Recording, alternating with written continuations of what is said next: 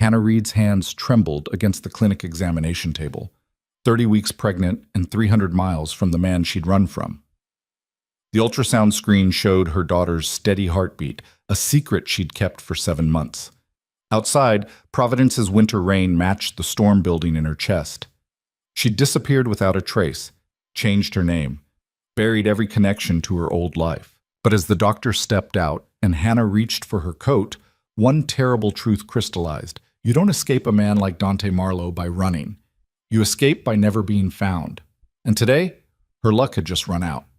If you're watching this story unfold, hit that like button right now and drop a comment telling me what city you're tuning in from. I want to see just how far Hannah and Dante's story travels across the world. Now, let's dive in. The fluorescent lights in the Providence Women's Health Clinic buzzed with the kind of persistent hum that made Hannah's skull ache. She lay on the examination table, paper crinkling beneath her as Dr. Patel moved the ultrasound wand across her swollen belly with practiced efficiency. The gel was cold, clinical, and Hannah focused on that sensation rather than the flutter of movement inside her. The constant reminder of what she was carrying and who had put it there. "Everything looks good, Hannah," Dr. Patel said, her voice warm with the kind of reassurance that came from delivering good news hundreds of times. "Baby's measuring right on track for 30 weeks. Heart rate is perfect. You're doing great." Hannah nodded, forcing a smile that felt like cracked porcelain across her face. That's good." But her pulse hammered against her throat, and it had nothing to do with medical anxiety. The fear that lived in her bones now wasn't about abnormalities or complications. It was about the moment when this pregnancy became visible to the world, when hiding became impossible, when he might find her. Dr. Patel printed out ultrasound images, the machine whirring softly. "You're still planning on staying in Providence for the delivery?" "Yes."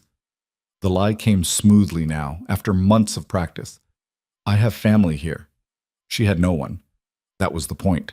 7 months ago, Hannah Reed had been Hannah Chen, a night shift nurse at Mount Sinai Hospital in Manhattan, living in a cramped studio in Washington Heights, existing in the comfortable anonymity of a city where 8 million people meant you could disappear into the crowd every single day. Her life had been small, predictable, safe. 12-hour shifts in the emergency department, Chinese takeout containers piling up in her tiny kitchen, true crime podcasts on her commute, and exactly 0 romantic complications. Then Dante Marlowe had walked through those automatic doors at 2:47 in the morning on a Tuesday in March, and every single thing had changed. Hannah accepted the ultrasound photos with hands that didn't quite shake, tucked them into her purse next to her ID, the Rhode Island driver's license that said Hannah Reed in clean block letters, the social security card she'd paid $3,000 for in a cash transaction in a diner bathroom in Newark, the life she'd constructed from lies and terror and the desperate animal instinct to protect what was growing inside her. "See you in 2 weeks," Dr. Patel said brightly. "And Hannah, try to relax. Stress isn't good for the baby." Hannah wanted to laugh. Relaxation wasn't an option when you'd run from a man who controlled half of Manhattan's underworld, when you'd vanished in the middle of the night with nothing but a duffel bag and the clothes you were wearing, when you woke up every morning wondering if today would be the day he found you. She thanked the doctor, heaved herself off the examination table. 30 weeks meant her center of gravity had shifted into some alternate dimension, and made her way to the clinic bathroom to clean the ultrasound gel off her skin. The mirror showed a woman she barely recognized anymore. Her hair, once long and dark, was now cut in a short, practical bob and lightened to an unremarkable brown. She'd gained weight beyond the pregnancy, deliberately changing her silhouette. Contact lenses instead of glasses. Cheaper clothes, no makeup, nothing that drew attention. Hannah Chen had been invisible by circumstance. Hannah Reed was invisible by design. She washed her hands, watching water circle the drain, and let herself remember what she'd been trying to forget for 7 months. Then, March, Manhattan. The gunshot victim had arrived just before 3 a.m., accompanied by 2 men in expensive suits that looked wrong against the emergency department's harsh lighting. Hannah had been triaging a drunk with a head laceration when the commotion started. Security called, nurses converging, the organized chaos that always accompanied trauma. GSW to the left shoulder, the paramedic had reported, transferring the patient to the trauma bay. Vitals stable. Patient refused pain medication in the ambulance. No loss of consciousness. Hannah had glanced over. Protocol said she shouldn't get involved. She wasn't assigned to trauma. But something made her look. And keep looking. The patient was conscious, sitting upright despite the blood soaking through his white dress shirt, and he was calm. Not shock calm or adrenaline calm, but genuinely, terrifyingly composed. Dark hair, sharp features, expensive watch still on his wrist, and eyes that tracked every person in the room with the precision of someone categorizing threats and exits. "I need someone competent," he'd said, his voice cutting through the noise with quiet authority. Not loud, not aggressive, just absolute. "Not an intern." Dr. Rodriguez, the attending, had bristled. "Sir, everyone here is qualified. I want her." Those eyes had found Hannah across the department, locked on, and everything in her body had gone still. The nurse at Station 3, Hannah's supervisor, Linda, had frowned. "Hannah's not assigned to trauma tonight." "Then reassign her." It wasn't a request. They had. Because something about this patient, his stillness, his two silent companions who stood like statues by the door, the way even Dr. Rodriguez seemed nervous, suggested that arguing was a bad idea. So Hannah found herself gowning up, stepping into the trauma bay, meeting those dark eyes again as she approached with IV supplies. "I'm Hannah. I'll be assisting tonight." Dante. He'd offered it like a gift. "Pleased to meet you, Hannah." He hadn't flinched when she'd started the IV line, hadn't reacted when Dr. Rodriguez began probing the wound, a through-and-through, clean, probably a smaller caliber, and hadn't looked away from Hannah's face the entire time. "You're very steady," he'd observed while Rodriguez irrigated the wound channel. "Most people get nervous around blood." "I'm an ER nurse. Blood is kind of the job description." "Still, there's steady, and then there's you." A slight smile. "Cool under pressure. That's rare." Hannah had focused on documenting vitals, uncomfortable with the attention. Gunshot victims weren't unusual in this neighborhood, but most of them were either hysterical with pain or too high to care. This man was neither. He was watching her like she was the most interesting thing in the room, even with a bullet hole in his shoulder. "How did this happen?" Rodriguez had asked, the question protocol required. "Hunting accident," Dante had replied smoothly. "Upstate. My friend's terrible aim." No one believed him. The police would be called, mandatory for GSWs, and he'd tell them the same story, and they'd file a report that went nowhere because men like this, men with that kind of stillness and those kinds of companions, existed in spaces where normal rules bent. Hannah had finished her documentation, checked the wound dressing, and tried to step back. "You're all set. The doctor will want to keep you for observation. Have dinner with me." She'd blinked. "What?" "When your shift ends. Breakfast technically given the hour, but dinner sounds more romantic." That smile again, slight and devastating. "You can say no." "I'm saying no." "Fair enough." He'd accepted it with grace, no pressure, no persistence. "Thank you for your excellent care, Hannah." She'd left the trauma bay thinking that was the end of it. Random encounter, strange patient, forgotten by next week. But when her shift ended at 7 a.m. and she'd walked out into weak March sunlight, there'd been a car waiting. Black sedan, driver standing by the rear door, and Dante emerging from the back seat in a fresh suit, his left arm in a sling, looking impossibly awake for someone who'd been shot 4 hours ago. "I know you said no," he'd called across the parking lot, "but I'm hoping you might reconsider. There's a French place 3 blocks from here that does excellent crepes, just breakfast. 1 hour. I promise I'm more interesting than I look." Hannah should have walked away. Every instinct screamed danger. The expensive car, the driver, the gunshot wound he wore like an accessory, everything about him that suggested complications she didn't need. But she was exhausted from a 12-hour shift, and he was beautiful in the morning light, and there was something about the way he looked at her, like she mattered, like she was more than just another nurse in scrubs, that made her hesitate. 1 hour, she'd heard herself say, and you're paying. Naturally. That first breakfast had led to a second dinner, then a third. Then Dante showing up at her apartment with Thai food and an apology for being late. Business ran long, and staying to watch a movie that neither of them paid attention to because talking to him was like nothing Hannah had ever experienced. He was attentive, interested, asking questions about her life, her childhood in Seattle, her nursing school experience, her thoughts on everything from architecture to literature. He made her laugh with dry observations about New York's absurdities. He listened like every word she said was valuable, and he was careful, respectful.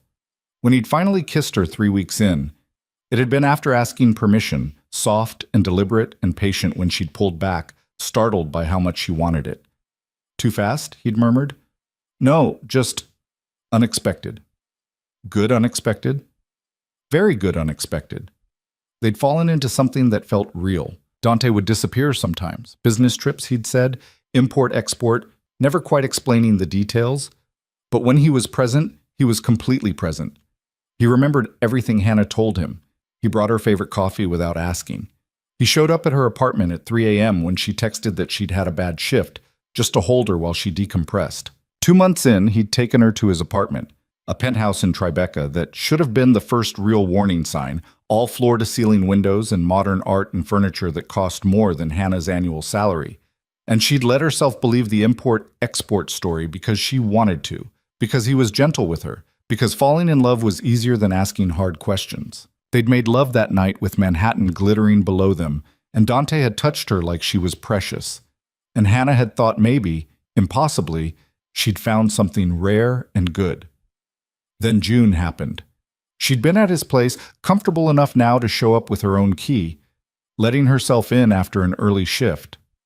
Dante wasn't home yet, still at a meeting, but she'd planned to surprise him with dinner. She was in the kitchen, chopping vegetables, when she'd heard his voice in the hallway. I don't care about his excuses, Marco. He had 2 weeks to deliver and he didn't. That's a problem. Hannah had frozen, knife suspended above the cutting board. Examples need to be made. Dante's voice was cold, empty of the warmth she knew. The warehouse on Pier 19. Make it clean, make it quiet, and make sure everyone understands what happens when you waste my time. No loose ends. A pause. I don't want to hear his name again after tonight. Handle it. The front door had closed. Footsteps in the hall. Then Dante had appeared in the kitchen doorway, and his face had transformed, the coldness evaporating, replaced by genuine pleasure. Hannah, I didn't know you were coming over. She'd stood there, knife still in hand, mind racing. Warehouse, clean, quiet, no loose ends. Surprise, she'd managed. He'd crossed to her, kissed her forehead, seemed to notice nothing wrong. This is perfect. I've been thinking about you all day. Hannah had finished making dinner in a fog, smiled and responded, and moved through the evening on autopilot while her brain tried to process what she'd heard. Maybe she'd misunderstood. Maybe it was legitimate business. Maybe handle it meant something normal and legal and not at all like what it sounded like. But she'd started paying attention after that. And once you started seeing the cracks, they were everywhere. The phone calls Dante took in another room, his voice dropping to that cold register. The men who stopped by the apartment, always well-dressed, always respectful, but with eyes that tracked movement like predators. The way Dante carried himself in public, the slight deference other people showed him, the conversations that stopped when he approached. The night she'd woken at 2 a.m. to find him sitting in the dark living room, blood on his knuckles, staring at nothing. Dante? She'd approached carefully. What happened? He'd looked at her, and for just a moment, she'd seen something vast and dangerous in his expression. Then he'd blinked, and it was gone. Work. It's handled. Go back to bed. Your hands. Go back to bed. Not angry, but absolute. She had. And in the morning, his knuckles had been bandaged, and he'd made her coffee and kissed her goodbye, and neither of them mentioned it. Hannah had told herself she was being paranoid, jumping to conclusions, watching too many crime dramas. Then she'd missed her period. The pregnancy test had been positive on the first try, 2 pink lines appearing in the CVS bathroom during her lunch break, the floor tilting beneath her feet. She'd taken 3 more tests, different brands, all positive, and sat on the bathroom floor trying to breathe through the panic, pregnant, with Dante's child, a man she'd been with for 4 months, a man she loved, a man who might, possibly, probably, be exactly the kind of dangerous she'd been trying not to see. She'd planned to tell him that evening, had rehearsed the words. But when she'd arrived at his apartment, he'd been on the phone again, and this time she'd heard enough to kill any remaining doubt. The DA is asking questions about the shipment. We have someone in her office, but she's persistent. I know. If it becomes a real problem, we'll handle it the usual way. No, I don't want anyone touched unless absolutely necessary. Too much attention. Just make sure our people in the precinct know to lose the paperwork. Hannah had backed out of the apartment silently, taking her key off the ring and leaving it on the hallway console table. She'd gone home to her studio and packed a bag with hands that shook so hard she could barely zip it closed. Dante Marlowe wasn't in import-export. He was in crime. Real, organized, dangerous crime. The kind where people disappeared and paperwork got lost, and DAs asking questions became problems to be handled. And she was carrying his baby. She'd left that night, took the cash she'd been saving, about $4,000, and bought a bus ticket to Philadelphia with a credit card she'd cancel immediately after. In Philadelphia, she'd paid for the fake ID, the new Social Security card, the documents that would let Hannah Reed exist. She'd taken another bus to Providence, found a room in a boarding house that didn't ask questions, and paid 3 months' rent up front in cash. Then she'd disappeared, deactivated all social media, changed her phone number, abandoned every connection to her old life, started working at a small urgent care clinic under the table while her new credentials were verified, a process that involved more cash and fewer questions. By the time she was 12 weeks pregnant, Hannah Chen no longer existed anywhere that mattered. She'd convinced herself Dante would move on, that she'd been one of many women, easily replaced, that a man with his resources and his power had better things to do than chase down a nurse he'd dated for 4 months. She'd been so sure distance would keep her safe. Now, Providence. Hannah stepped out of the clinic bathroom, purse slung over her shoulder, 30 weeks pregnant and exhausted. The waiting room was half full. Pregnant women in various stages, some with partners, some alone, all of them existing in that strange limbo of anticipation and anxiety that defined the third trimester. She checked out at the front desk, scheduled her next appointment, and pushed through the clinic's front doors into cold November air. Providence's winter had come early this year, all gray skies and biting wind, and Hannah pulled her coat tighter as she navigated the steps down to the parking lot. Her car was parked in the back row, a used Honda Civic she'd bought for $2,000 cash, unremarkable and forgettable. She was fishing for her keys when instinct made her glance toward the clinic entrance, and the world stopped. Dante Marlowe stood in the clinic lobby, visible through the glass doors, dressed in a charcoal suit that probably cost more than her car, looking exactly as she remembered, and somehow more devastating for the 7 months that had passed. His dark hair was shorter, his face harder, but those eyes, sharp and dark and absolutely focused, were scanning the waiting room with systematic precision, looking for someone, looking for her. Hannah's keys slipped from nerveless fingers, clattered against the pavement.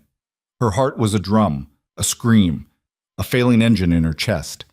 She couldn't breathe, couldn't move, could only stand there, 30 weeks pregnant with his child, watching him search. This was impossible. She'd been so careful. No digital footprint, no connections, no trail. But he'd found her anyway. As she watched, paralyzed, Dante's gaze swept across the parking lot and stopped, locked onto her through the glass and the distance like a physical impact. For 3 seconds, neither of them moved. Then his eyes dropped, deliberate, inexorable, to her belly, to the obvious, undeniable swell beneath her coat, to the truth she'd been hiding for 7 months. Hannah watched his face change, watched realization hit like a bullet, the same terrible stillness that had fascinated her the night they met, but now tinged with something rawer, shock, fury, devastation, all of it locked behind rigid control. He didn't move toward her, didn't call out, just stood there, one hand pressed against the glass, staring at the evidence of what she'd kept from him. Then, slowly, precisely, he pushed through the clinic doors and stepped outside. Hannah's paralysis shattered. She grabbed her keys, lunged for the car, hands shaking so hard the key scraped against the lock 3 times before she managed to get the door open. She threw herself into the driver's seat, jammed the key into the ignition. "Don't!" His voice, right outside her window, close enough to touch. Hannah's head snapped up. Dante stood beside her car, not threatening, not blocking, just there. Present, real. The ghost she'd been running from made flesh. Please, he said quietly, don't run again.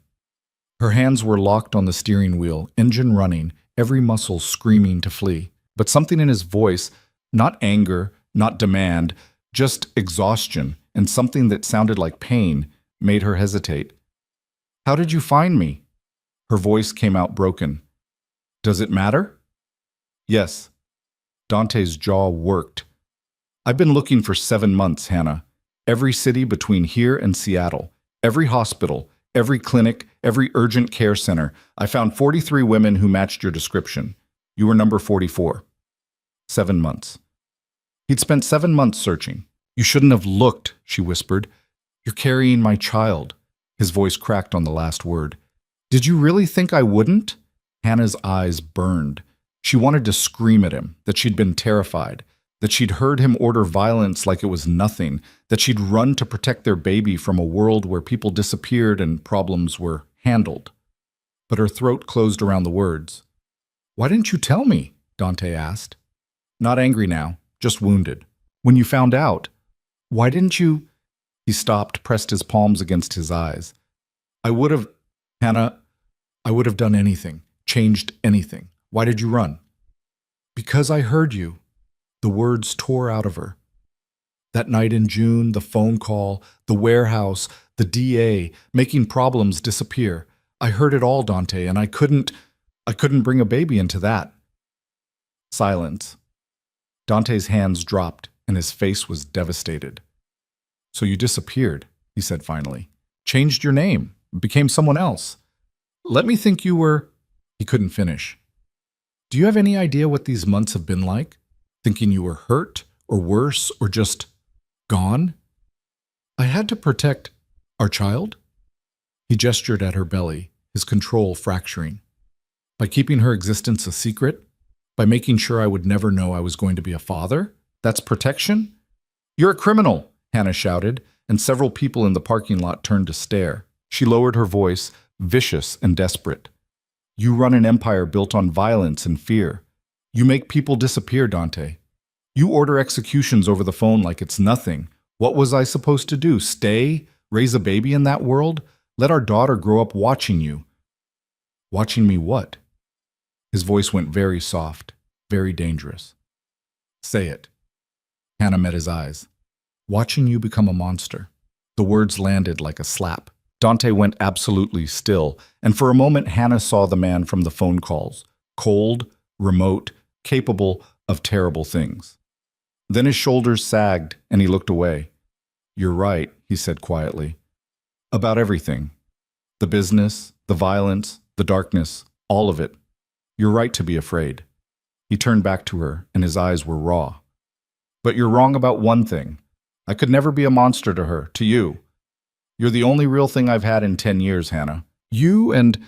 His gaze dropped to her belly again. And her. How do you know it's a girl? The ghost of a smile. I don't. Instinct. Am I right?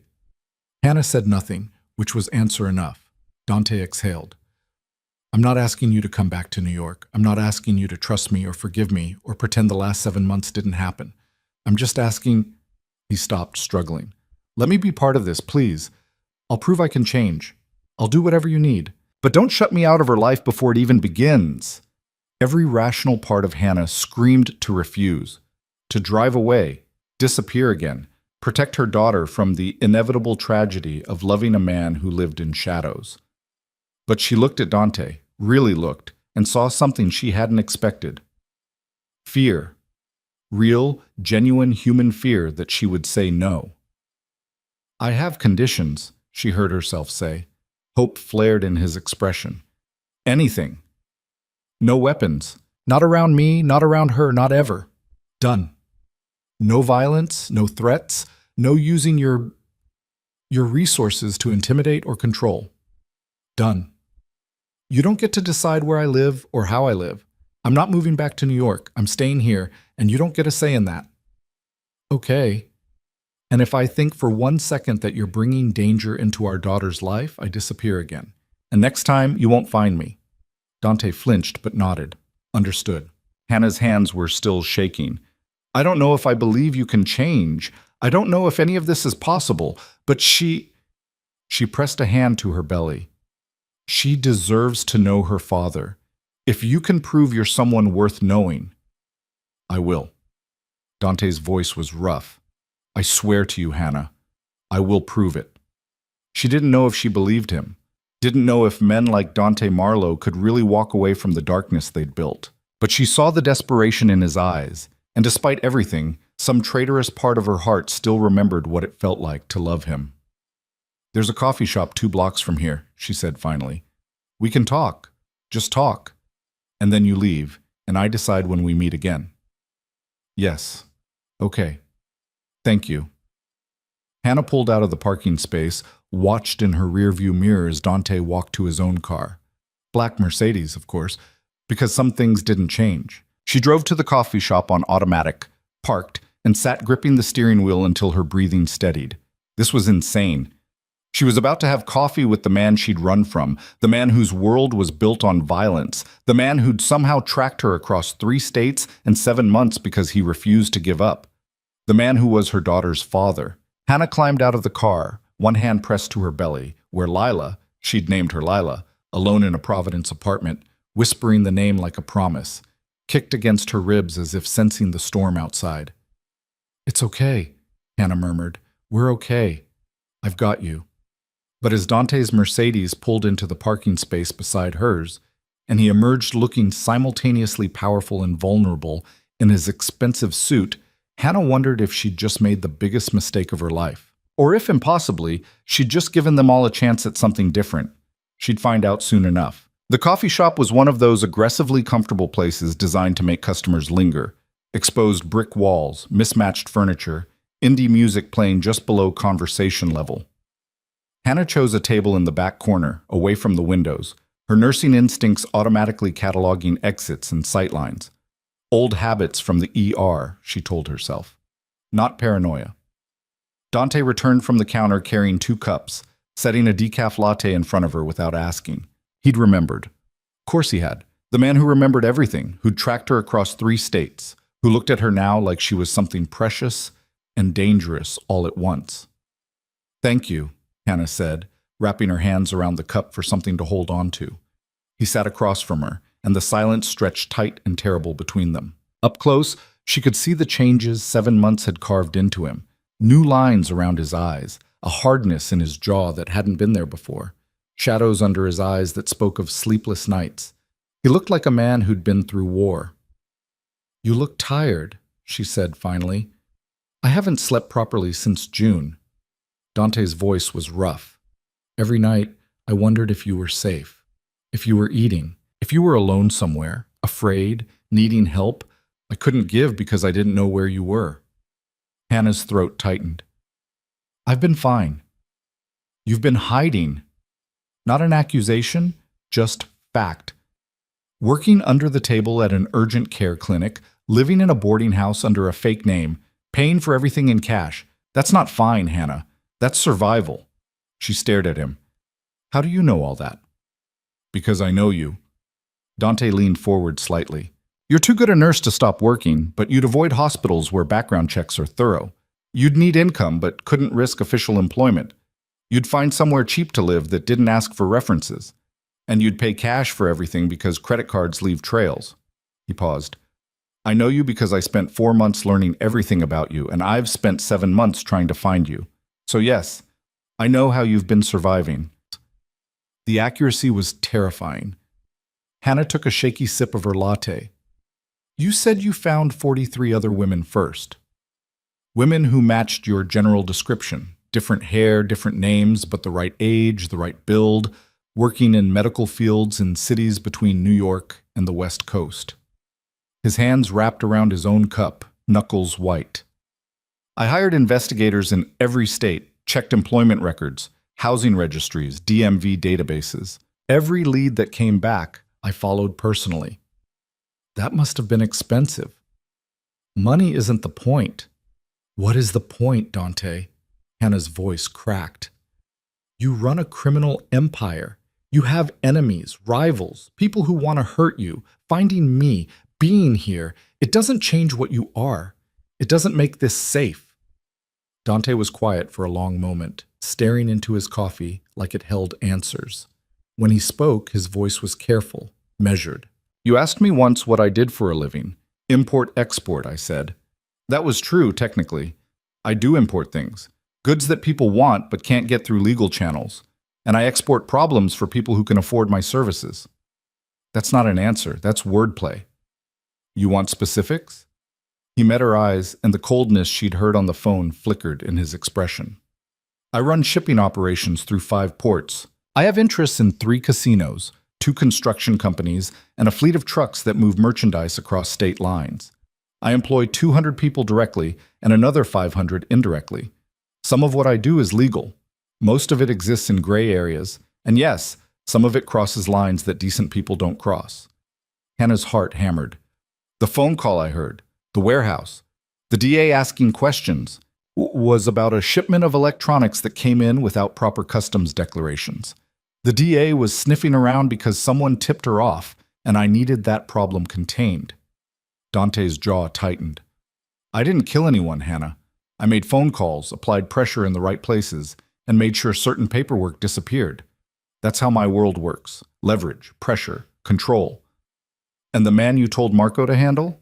Make it clean? Make it quiet? Dante flinched. He stole from me. $50,000 worth of merchandise that he sold to a competitor, then lied about it for 2 weeks while I gave him chances to come clean. So yes, I told Marco to handle it. He got beaten badly enough to understand the consequences of betrayal, and he was given 24 hours to leave the state. He's alive, Hannah. Probably working construction in Florida now, staying far away from anything connected to me. You beat someone until they fled the state, and you're telling me this like it's reasonable. In my world, it is reasonable. It's mercy. His voice went hard. If I'd been the man you're afraid I am, he would have disappeared into the harbor, and no one would have asked questions. But I don't kill people for stealing, and I don't order executions. I operate in darkness, but I'm not a monster. Hannah wanted to believe him. But the gap between the Dante she'd loved and the Dante sitting across from her felt impossibly wide. You said you'd prove you could change. How? How do you walk away from an empire? Carefully, slowly, and with considerable financial loss. Dante pulled out his phone, tapped the screen a few times, and slid it across the table. This is what I've been doing for the last 7 months when I wasn't searching for you. Hannah looked at the screen. It showed a document. Legal language, dense and incomprehensible, but certain phrases jumped out. Asset liquidation, corporate restructuring, ownership transfer. I don't understand. I'm dismantling it. Dante's voice was flat. The shipping operations are being sold to a legitimate international firm. The casinos are going to a buyer in Atlantic City.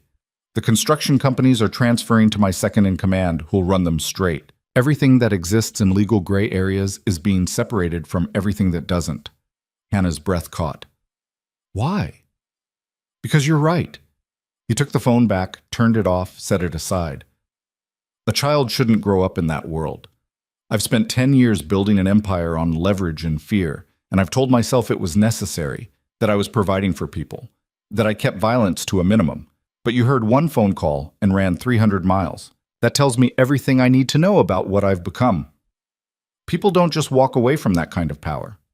I'm not walking away. I'm burning it down piece by piece and building something different from the ashes. Dante's eyes were fierce. It'll take time. 6 months, maybe a year. But by the time our daughter is born, I won't be the man you ran from. Our daughter. He said it with such certainty, such ownership, and Hannah's hand went instinctively to her belly. You keep saying she, Hannah said quietly. You really think it's a girl? I know it's a girl. A ghost of a smile. Call it instinct. Am I wrong? She shook her head slowly. The ultrasound confirmed it 2 weeks ago. A girl. Dante's face transformed, pure, unguarded joy, flooding his expression for just a moment before he locked it down again. But his hands were shaking when he picked up his coffee. A daughter. We're having a daughter. I'm having a daughter, Hannah corrected. I don't know what you are yet. The joy dimmed. Fair. They sat in silence, the reality of the situation settling over them like snow. Hannah studied the man across from her, this strange amalgamation of the tender lover she'd known and the dangerous criminal she'd discovered. She wanted to trust him, wanted to believe people could change, that love could redeem, that their daughter could have a father who wasn't defined by darkness. But wanting wasn't the same as believing. "Tell me about the last 7 months," Dante said suddenly. "How you've been. If you've been taking care of yourself. If you've been alone." Hannah hesitated, then found herself talking. About the initial terror of running, sleeping in bus stations and cheap motels, the paranoia that every stranger was one of Dante's people. About finding Providence, the boarding house run by Mrs. Chen, no relation, just cosmic irony, who'd rented her a room and asked no questions. About the urgent care clinic where she worked nights, treating sprained ankles and ear infections and everything mundane and safe. About the loneliness, the bone-deep isolation of carrying a child alone, going to appointments alone, lying awake at 3 a.m. feeling Lila kick and having no one to share it with. "I almost called you," she admitted. "Twice. Once when I was 12 weeks and so sick I couldn't keep anything down for 3 days straight. And once at 20 weeks when I felt her move for the first time. I had my old phone out, your number pulled up, and I just couldn't." Dante's expression was devastated. "I would have come. Dropped everything and come." "I know, that's why I didn't call." He absorbed that like a blow. "You said you have conditions. No weapons, no violence, no control. What else?" Hannah gathered her courage. "I need to know who you really are. Not the version you showed me in Manhattan, the one designed to make me fall in love. The real you. The one who gives orders on phone calls and makes people disappear. I told you, I don't kill." "Into other states after beating them," Hannah finished. "The one who has people in police departments and DA offices. The one who built an empire in 10 years. I need to know that person, Dante. Because if we're doing this, if you're going to be in our daughter's life, I can't have secrets. I can't have you hiding parts of yourself and letting me discover them by accident." Dante was quiet for a long time, his jaw working. Finally, he nodded. "Okay, but not here. This conversation needs privacy, and you need to decide if you're ready to hear it." "When?" "Tomorrow, tonight, whenever you say." He leaned forward. "But Hannah, understand, once you know everything, you can't unknow it. Some things will be ugly, some will be worse than ugly. And you might decide you were right to run, that I'm exactly the monster you're afraid of. Then I'll run again. I won't chase you this time." His voice was raw. "If you hear everything and decide you want nothing to do with me, I'll stay away. I'll set up a trust for our daughter, make sure she never wants for anything, but I won't force myself into her life. That's my promise." Hannah studied him, trying to read truth in the lines of his face. "And if I decide to give this a chance, what then?" "Then I prove every day that I'm someone worth trusting. I show up. I keep my word. I become the kind of father she deserves." Dante's hand moved across the table, stopping just short of touching hers.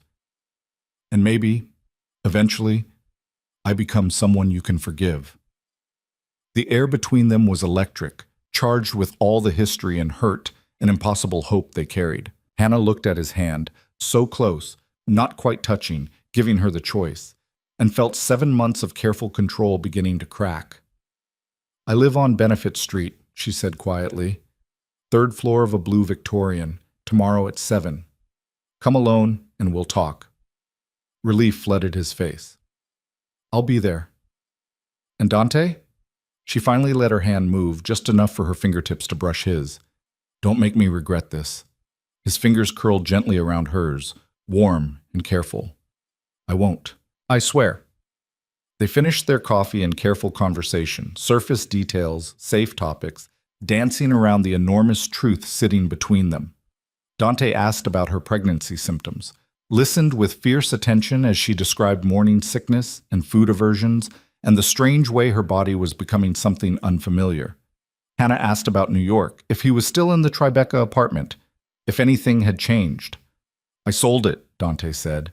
"Too many memories. I'm in a hotel now while I figure out what comes next." "You sold a Tribeca penthouse?" "Everything changes, Hannah. Everything." When they finally left the coffee shop, the sun was setting over Providence, painting the sky in shades of gold and amber. Dante walked her to her car, keeping a careful distance, respecting boundaries she hadn't had to voice. "Drive safe," he said. "Text me when you're home. I don't have your number anymore." He pulled out his phone, and hers buzzed a moment later with an incoming text. Just his name, no message. Hannah saved the contact with shaking hands. "Tomorrow," she said. "Tomorrow." She drove back to Benefit Street in a daze, her mind spinning through the impossibility of what had just happened. Dante was here. He'd found her. He knew about Lila, and instead of the confrontation she'd feared, anger, demands, the full weight of his power forcing her back into his world, he'd been careful, respectful. Desperate, yes, but restrained. The man who made people disappear into other states had sat across from her and asked permission to be in his daughter's life. Hannah parked in front of the blue Victorian, climbed the stairs to her third-floor apartment, and locked the door behind her with hands that wouldn't stop trembling. The apartment was small, studio with a bathroom, kitchenette in one corner, secondhand furniture, and a bassinet she'd bought at a thrift store. But it was hers. Safe. Anonymous. Except it wasn't anonymous anymore. She collapsed onto the bed, one hand on her belly where Lila was doing acrobatics. "What have I done?" she whispered to her daughter. "What have we gotten ourselves into?" But even as fear whispered all the reasons this was a mistake, another part of her, small and desperate and hopeful, remembered what it felt like to love Dante Marlowe, to be loved by him, to believe for 4 perfect months that she'd found something rare and real. Maybe people could change. Maybe redemption was possible. Maybe their daughter could have both parents, a family instead of fragments. Or maybe Hannah had just invited the wolf back into her life, and tomorrow she'd discover exactly how sharp his teeth were. Her phone buzzed, a text from Dante. "Thank you for today, for giving me a chance. Sleep well." Hannah stared at the message, then typed back, "Don't make me regret it." His response came immediately, "I won't." 3 days later, Hannah learned just how complicated "I won't" could become. She woke Tuesday morning to pounding on her apartment door, hard, insistent, official. Through the peephole, she saw 2 Providence police detectives, badges visible, faces grim. Her heart stopped. They'd found her. Found the fake ID, the forged documents, everything she'd built to disappear. She was going to jail, and Lila was going to be born in a prison hospital. And, "Miss Reed," one of the detectives called, "we need to ask you some questions about Dante Marlowe." Not about her. About Dante. Hannah opened the door on shaking legs. "What about him?" The detective, middle-aged, tired eyes, too many years on the job, pulled out a notebook. "We understand you've been in contact with Mr. Marlowe recently. Can you confirm that?" Yes, we had coffee on Saturday. Why?" "What's the nature of your relationship?" Hannah's mind raced. "We dated briefly in New York, reconnected recently. What's this about?" The second detective, younger and harder, stepped forward. "Mr. Marlowe is a person of interest in an ongoing investigation. We need to know everything about your interactions with him. When you met, what you discussed, if he's contacted you since Saturday." Person of interest. Not suspect, not arrest warrant, but close enough to make Hannah's blood run cold. "What investigation?" "I'm not at liberty to discuss that, but Ms. Reed, if Mr. Marlowe has threatened you or made you feel unsafe in any way, we can help." "He hasn't threatened me." "Are you sure?" "Because his associates have a history of intimidation. If he's pressuring you to stay silent, he's not." Hannah forced her voice steady. "We had coffee, we talked, that's all." The detectives exchanged glances. The older one sighed. "Miss Reed, Dante Marlowe isn't who you think he is. He's connected to organized crime in New York. Racketeering, extortion, illegal gambling, the man is dangerous." "I appreciate your concern." Hannah kept her hand on the door, ready to close it. "But unless you're charging me with something, I think we're done here. We're trying to protect you." "I don't need protection." It was a lie, and they probably knew it, but after another tense moment, the detectives left, though not before handing her a card and telling her to call if Dante contacted her again.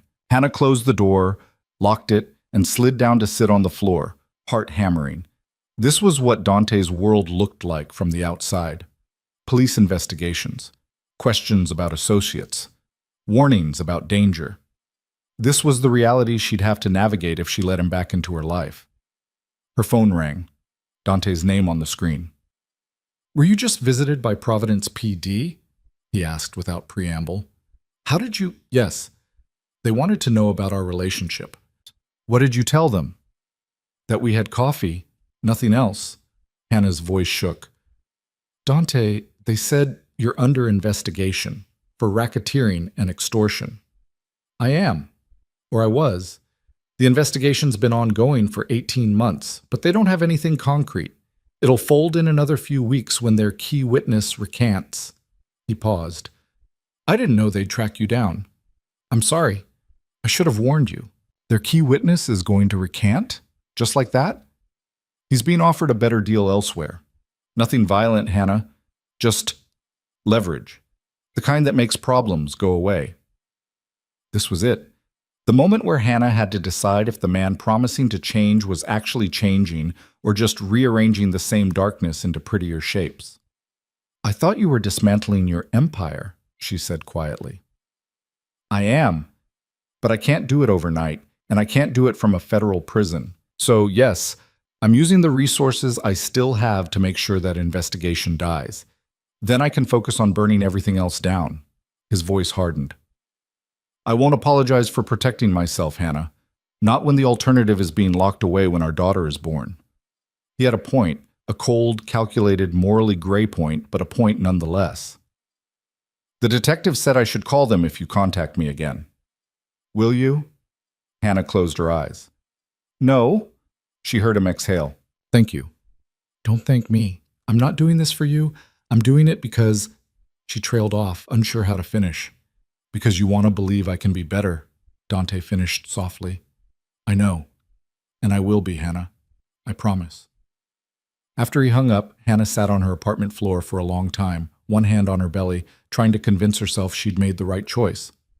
Lila kicked, hard, insistent, and Hannah whispered, "I know, baby. I know. This is terrifying, but maybe it'll be okay." Wednesday brought the first gift, a package left at her door with no return address. Inside, a baby blanket so soft it felt like touching clouds, pale yellow with delicate embroidery along the edges. No note, but Hannah knew who'd sent it. Thursday brought the second, a text from Dante with a photo attached.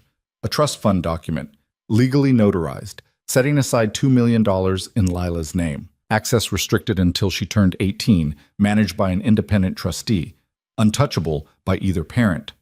Hannah stared at the number until it stopped looking real. $2 million. For a daughter Dante had never met, might never meet if Hannah decided to run again. Friday evening, there was a knock on her door.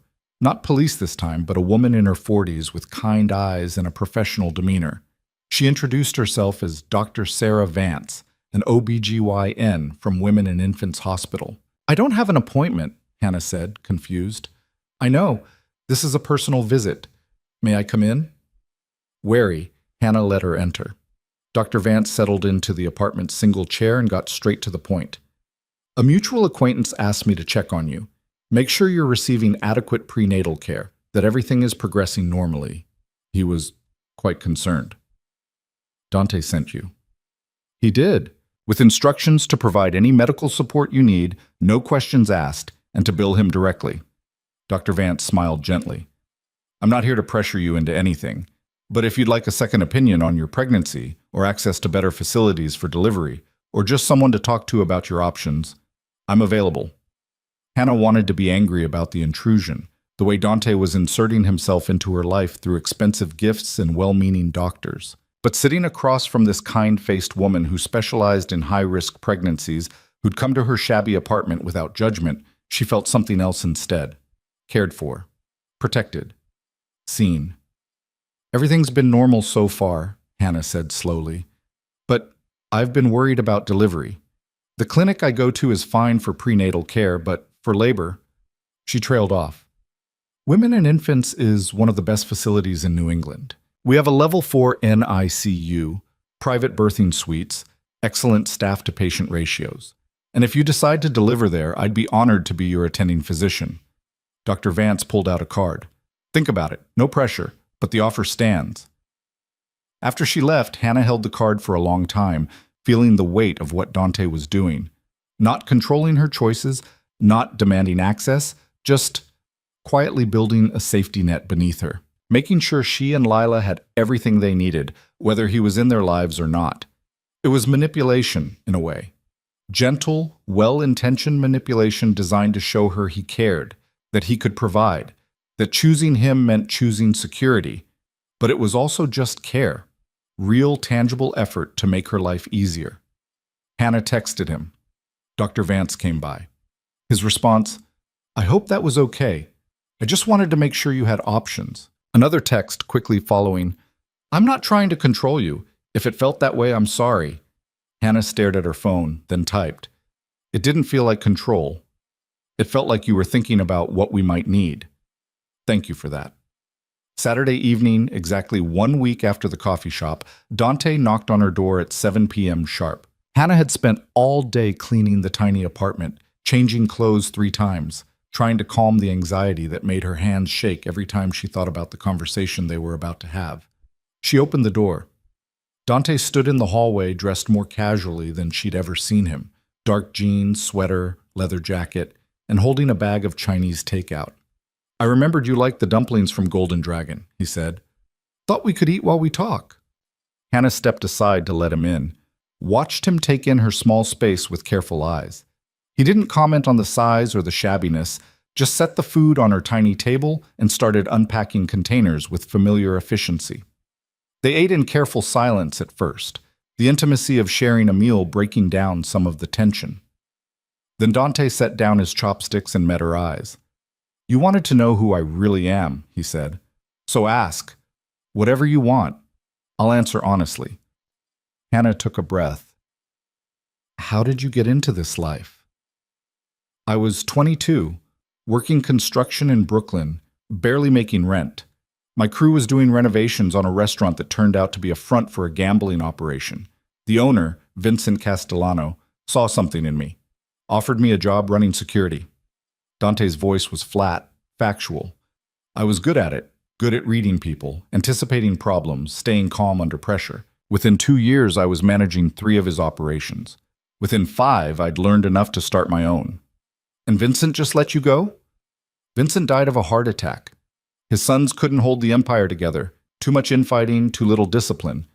I took advantage of the chaos, made deals with the right people, and built something more efficient, less visible." He looked at her. "I've never killed anyone, Hannah, but I've hurt people, ordered people hurt, used fear and leverage to get what I wanted. I'm not going to pretend I'm innocent."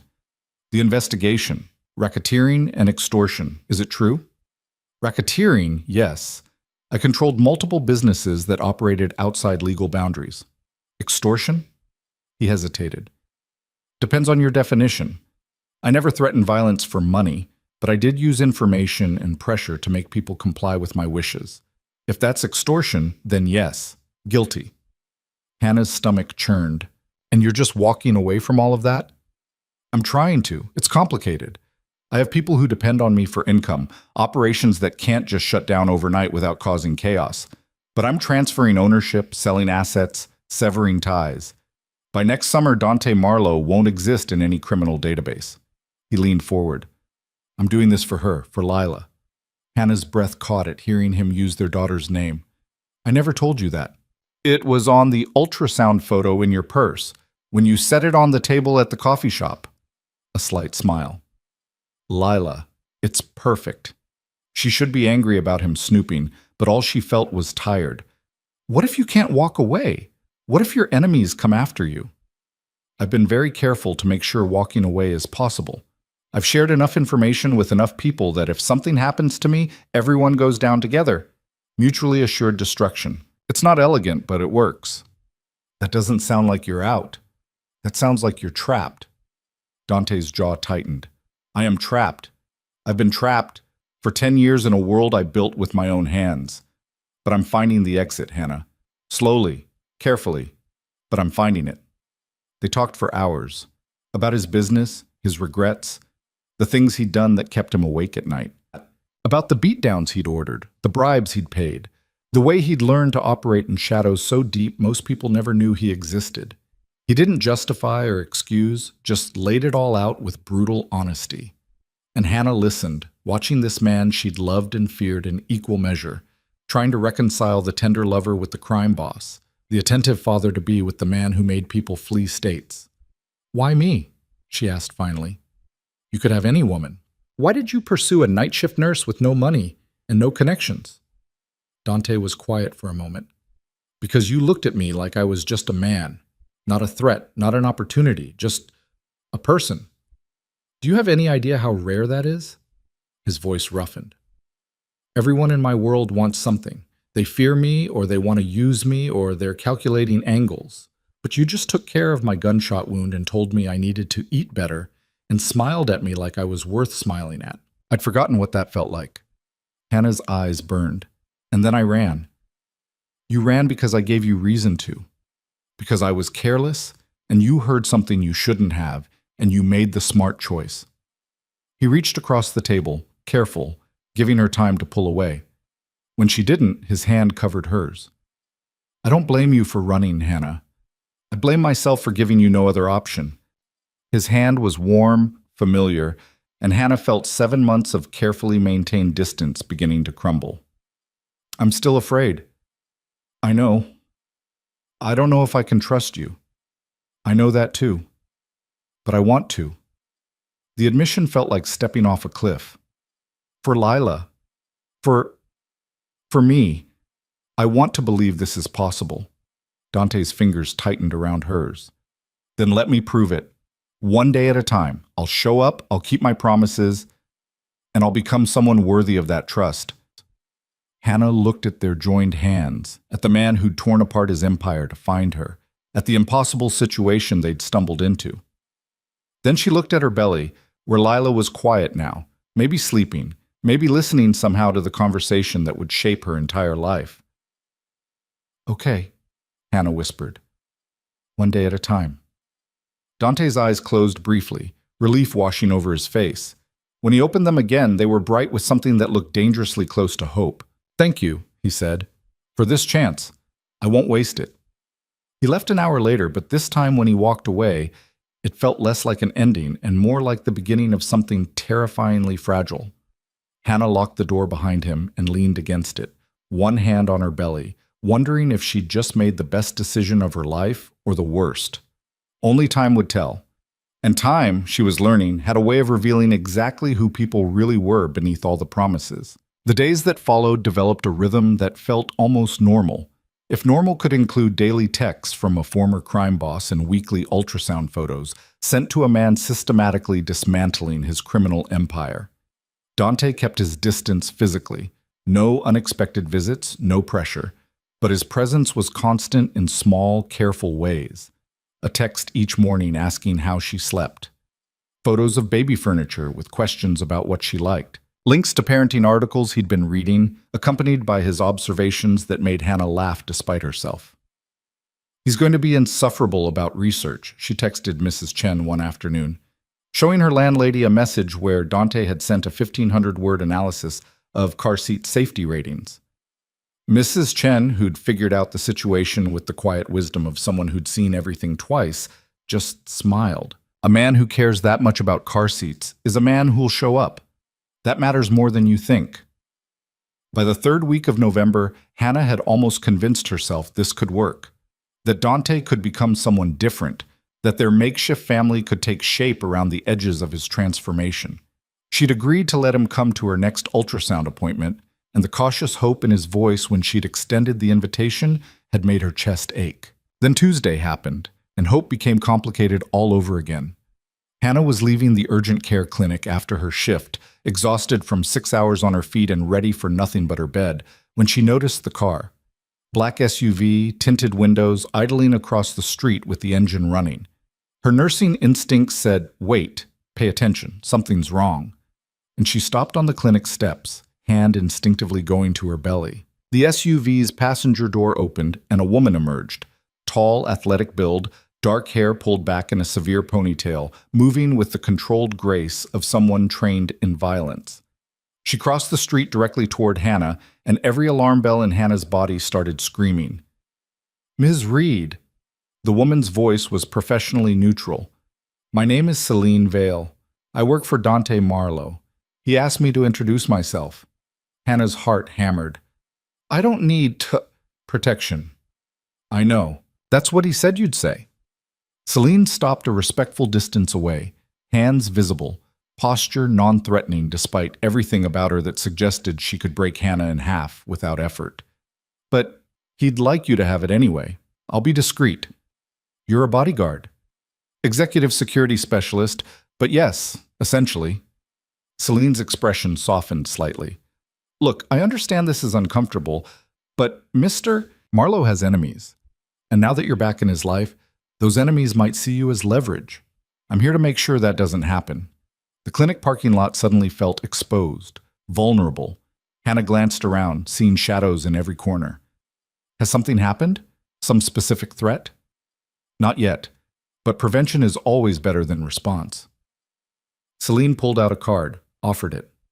"I'll keep my distance unless you need me. You won't even know I'm there most of the time. But if anything feels wrong, if anyone approaches you who makes you uncomfortable, you call that number immediately." Hannah took the card with numb fingers. "Does Dante know you're here right now?" "He knows I'm introducing myself. The when and how were left to my discretion." A pause. "He's trying very hard not to overstep, Ms. Reed, but he's also terrified something will happen to you or the baby. This is his compromise." After Celine left, melting back into the SUV like she'd never been there, Hannah sat in her car for 20 minutes, gripping the steering wheel and trying to process. Protection meant danger. Bodyguards meant threats. This wasn't the normal pregnancy experience she'd been desperately trying to build in Providence. This was confirmation that Dante's world had followed her here, that safety was an illusion, that their daughter would be born into shadows whether Hannah wanted it or not. She called him from the parking lot, not bothering with preamble when he answered. "You assigned me a bodyguard?" "Hannah." "Without asking, without discussing it. You just decided I needed protection and sent someone." Dante's voice was careful, measured. "Yes, I did. Because 3 days ago, someone started asking questions about you in Manhattan. Someone connected to a man I had business disputes with 2 years ago. And I will not risk anything happening to you or Lila because I was too cautious about respecting your boundaries."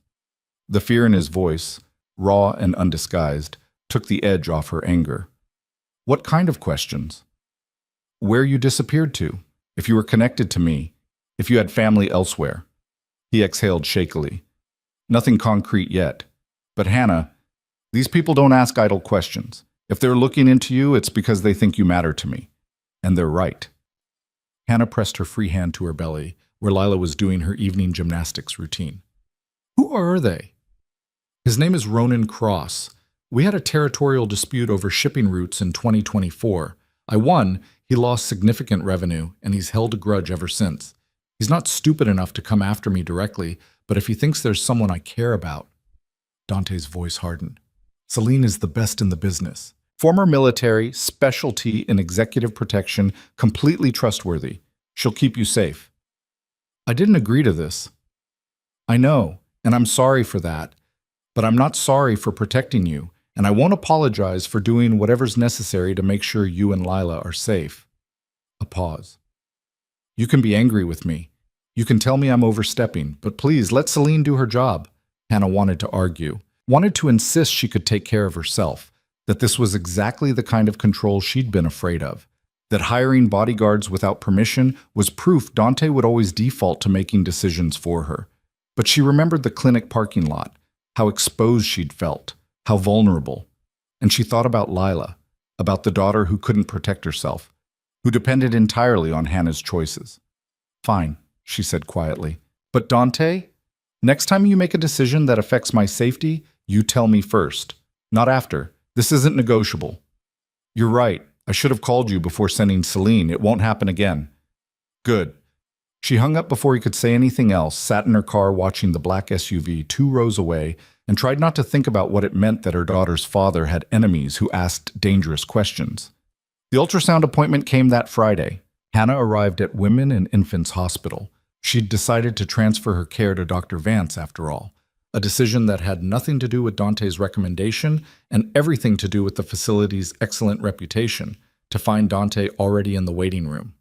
He stood when he saw her, dressed in the casual clothes she was getting used to, his expression a mixture of hope and terror. "Thank you for letting me come," he said quietly. "It's your daughter, too."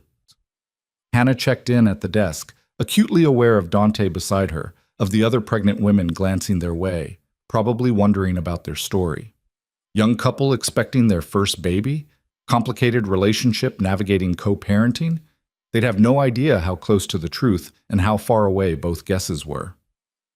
In the ultrasound room, Hannah changed into a gown while Dante waited outside, then called him back in when she was positioned on the examination table. The tech, a cheerful woman named Patricia, started the scan, and the screen flickered to life with familiar black and white shapes. Hannah had seen this view a dozen times now, knew how to read the ghostly images of her daughter. But watching Dante see it for the first time was something else entirely. He stood frozen beside the examination table, staring at the screen like it held the secrets of the universe. And when Patricia pointed out Lila's heartbeat, that rapid, steady flutter, his hand reached out to grip the edge of the table for support. "That's her," he whispered. "That's our daughter." "Sure is, and she's looking great." Patricia moved the wand, capturing measurements. "Good size, strong heartbeat, plenty of movement. You're at 32 weeks now?" 32 in 3 days, Hannah confirmed. "Everything's progressing beautifully. Do you want to know the position?" "Is she breech?" Hannah asked, familiar enough now with pregnancy terminology to know why position mattered. "No, she's head down. Perfect position for delivery." Patricia smiled. "You've got a cooperative baby." Dante hadn't looked away from the screen. His face was transformed, all the hardness gone, replaced by something raw and wondering. When Lila moved on screen, her tiny hand visible for just a moment, he made a sound that might have been a laugh or might have been something closer to a sob. "Can I?" He gestured toward Hannah's belly, asking permission. Hannah nodded, and Dante's hand settled gently on the swell where the ultrasound wand had been. His palm was warm through the thin gown, and Lila kicked, hard, directly against his touch, as if responding to her father's presence. Dante's breath caught. She kicked. She does that a lot, especially at night. Hannah found herself smiling despite the complicated mess of emotions churning in her chest. "I think she's going to be a soccer player. Or a boxer." His thumb traced a gentle circle. "Strong, like her mother." Patricia printed out images, discreetly giving them space, while Dante stood with his hand on Hannah's belly, talking quietly to their daughter through skin and tissue and time. "Hi, Lila. I'm your dad. I know you can't hear me yet, but I wanted you to know I'm here. I'm going to keep you safe, I promise." Hannah's eyes burned. This version of Dante, soft and overwhelmed and speaking promises to an unborn baby, felt impossibly far from the man who made people flee states and had enemies asking dangerous questions. But both versions were real. Both existed simultaneously, and Hannah had to figure out how to navigate the space between them. After the appointment, Dante walked her to her car, still carrying the ultrasound photos like they were made of glass. "Can I keep one of these?" "Take whichever one you want." He chose the image where Lila's profile was clearest, her tiny nose and lips visible in the grainy black and white. "Thank you for letting me be there. It means everything." "She's your daughter. You should get to see her." Dante looked like he wanted to say more, but settled for, "Drive safe. Text me when you're home." It had become their routine, her texting when she arrived safely, him responding immediately, both of them dancing around the larger conversation about what happened next. But as Hannah pulled out of the parking lot, she saw the black SUV fall into position 3 cars back. Celine, doing her job. Protection that felt like a cage, safety that came with strings attached. November became December, and Providence turned cold and sharp. Hannah's pregnancy crossed into the 34th week, then the 35th, her body transforming into something increasingly unwieldy and foreign. Dante visited twice more, always with permission, always respectful of her space, and each visit chipped away at her careful defenses. He brought her favorite foods, assembled the crib she'd been putting off dealing with, sat with her for hours discussing baby names and parenting philosophies and the thousand small details of preparing for a life they'd be responsible for. He never pushed for more than she offered, never mentioned the investigation that had quietly folded exactly as he'd predicted, never asked to stay the night or tried to reclaim the intimacy they'd once had. He just showed up, present and steady, proving through small actions that he could be someone reliable. But the black SUV was always there, Celine's invisible presence a constant reminder that danger lurked somewhere in the shadows. And Hannah couldn't shake the feeling that they were existing in borrowed time, that the fragile peace they'd built was too delicate to last. The call came on December 10th, 2 days before Hannah's 36th week appointment. She was making dinner, pasta, because it was one of the few things that didn't trigger nausea, when her phone rang with Dante's number. "There's been a development," he said without preamble, his voice tight with controlled tension. "Ronan Cross knows where you are." Hannah's wooden spoon clattered into the pot. "What?" "Someone in Providence sold information. I don't know who yet, but Ronan has your address, your workplace, your routine. Celine's bringing you to a safe location right now. Don't pack, don't hesitate, just go with her." "Dante, I can't just—" "Hannah!" His voice cracked. "Please, I need you safe, both of you. Celine will explain everything, but you need to leave now." A knock on the door, sharp, urgent. Celine's voice through the wood. "Miss Reed, we need to go." Hannah's hand shook as she turned off the stove, grabbed her purse, pulled on shoes with fingers that didn't want to cooperate. This was really happening. The danger Dante had warned about, the threats that had seemed abstract and distant, were suddenly concrete and immediate. Celine had a second woman with her, another security specialist, compact and fierce-looking.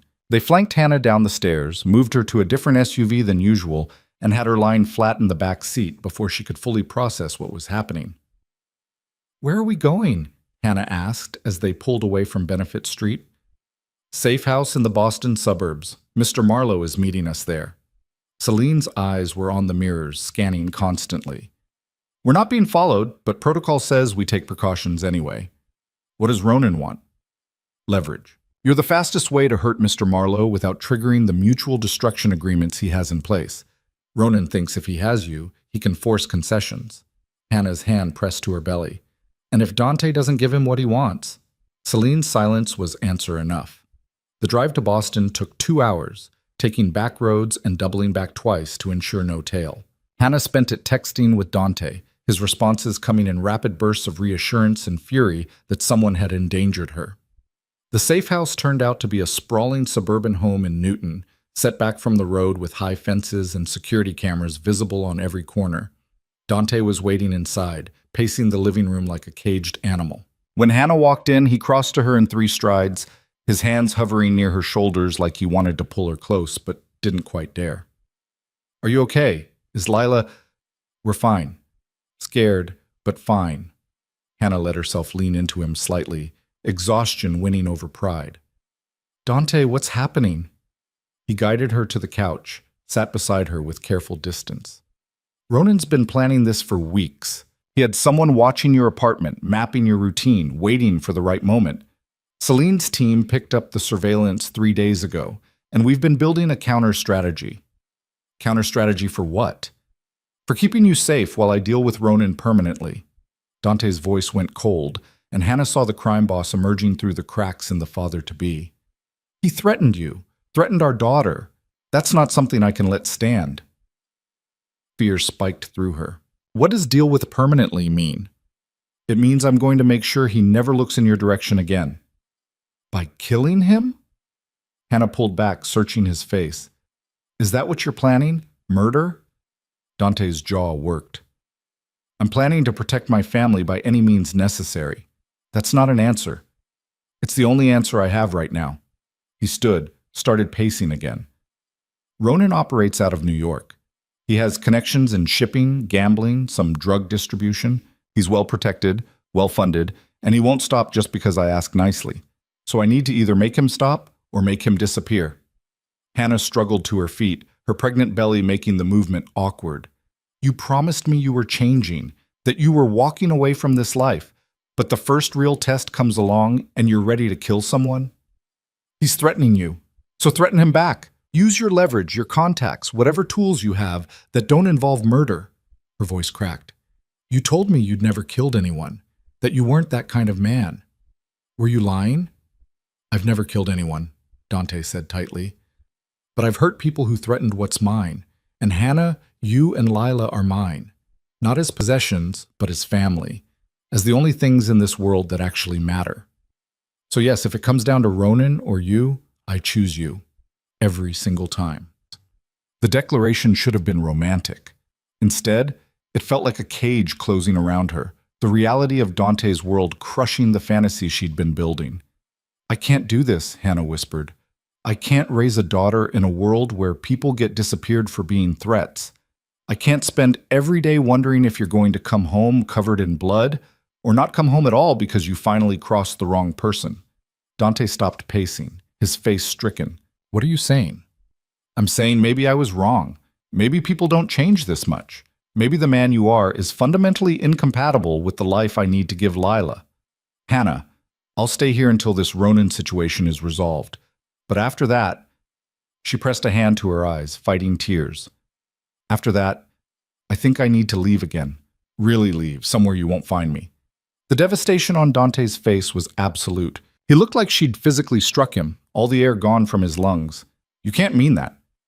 I don't want to. But I have to put Lila first. And right now being connected to you feels like the most dangerous choice I could make for her. Dante opened his mouth, closed it, seemed to physically struggle with what to say. Finally, he just nodded once, sharp and bitter. I'll keep you safe until the threat is neutralized. Then you can decide. He walked out of the room, and Hannah collapsed back onto the couch, one hand on her belly, where Lila was kicking hard, as if protesting the conversation she couldn't possibly understand. I'm sorry, Hannah whispered to her daughter. I'm so sorry. I wanted to give you both parents. I wanted this to work. But I don't know how to make it safe. The safe house felt like a prison for the next 2 days. Celine and her team maintained constant surveillance. Dante was absent, dealing with the Ronan situation, someone said, and Hannah existed in a fog of fear and grief and anger at the impossible situation she'd stumbled into. On the third morning, she woke to voices downstairs, Dante's, Celine's, and a third she didn't recognize. She made her way down carefully, 36 weeks pregnant and increasingly uncomfortable, to find them gathered in the kitchen around a laptop. Dante looked up when she entered, his face haggard like he hadn't slept in days. Hannah, you should hear this. The third person was a man in his 40s, professional-looking with the careful demeanor of a lawyer. He gestured to the laptop screen. Ms. Reed, I'm Thomas Chen, Mr. Marlowe's attorney. We've been building a case against Ronan Cross for the past 72 hours. Financial crimes, racketeering, 3 counts of assault with deadly weapon, illegal weapons trafficking. Between the FBI evidence we've compiled and the testimony from 5 of his former associates who've agreed to cooperate, Ronan will be in federal custody by tomorrow morning. Hannah stared at the screen, at the documents and evidence files spread across it. You're having him arrested? We're providing law enforcement with everything they need to put him away for 20 years minimum. Dante's voice was rough. No murder, no disappearance, no violence. Just legal consequences for illegal actions. I thought you said you needed to deal with him permanently. I do. This is permanent. Federal prison is very permanent. He met her eyes. You were right. What you said about choosing blood meaning our daughter's life begins in blood. I heard you, Hannah, and I made a different choice. The lawyer continued explaining, something about witness protection for the cooperating associates, about federal prosecutors eager for a case this solid. But Hannah barely heard him. She was looking at Dante, at the exhaustion and determination in his face, at the evidence that he'd spent 3 days building a legal case instead of ordering an execution. You listened, she said quietly when the lawyer finished. I always listen to you. Dante's smile was weary, even when what you're saying terrifies me, especially then. Celine's phone buzzed. She glanced at it, then looked up. FBI is moving on Ronan's location now. They're expecting to have him in custody within the hour. The tension in the room shifted, became cautiously hopeful. Hannah felt it in her chest. The first full breath she'd taken in 3 days, the feeling of walking back from a cliff edge. "So it's over?" she asked. "Not yet," Dante said, "but soon. And when it is, you can decide what happens next. Stay or go. I'll respect your choice." He looked at her belly. "I just hope you'll give me the chance to prove I meant what I said, that I can be better, that I am better, when you and Lila are what I'm being better for." Hannah wanted to answer, but her response was cut off by a sudden, sharp pain low in her belly, different from Lila's kicks, deeper and more insistent. She gasped, one hand flying to her stomach. "Hannah?" Dante was beside her instantly. "What's wrong?" "I don't know. It just—" Another pain, stronger this time, radiating from her lower back around to her front. "Oh. Oh no." Celine was already moving, phone to her ear. "We need an ambulance at the Newton location. Pregnant woman, approximately 36 weeks, possible labor." Labor. At 36 weeks, in a safe house in Boston, with her daughter's father watching her with fear and hope and desperate love all tangled in his expression. Lila, it seemed, had decided she was tired of waiting for her parents to figure out their lives. She was coming now, ready or not, and Hannah could only hold on to Dante's hand and hope they'd all survive what came next. The contractions weren't supposed to feel like this. Hannah had read enough pregnancy books, sat through enough prenatal classes during her lonely Providence evenings to know that early labor was meant to be gradual, slow building waves that gave you time to prepare, to breathe, to get to the hospital with dignity and tact. But these pains were sharp and insistent, coming every 4 minutes with an intensity that suggested Lila had her own timeline and wasn't interested in textbook progression. "Breathe," Dante said, his hand steady on her back as another contraction peaked. "Just breathe through it." Hannah wanted to snap at him that she knew how to breathe, that she'd been doing it successfully for 29 years without his guidance, but the pain stole her words and left her gasping against the kitchen counter. When it passed, she straightened slowly, one hand pressed to her lower back where a deep ache had settled.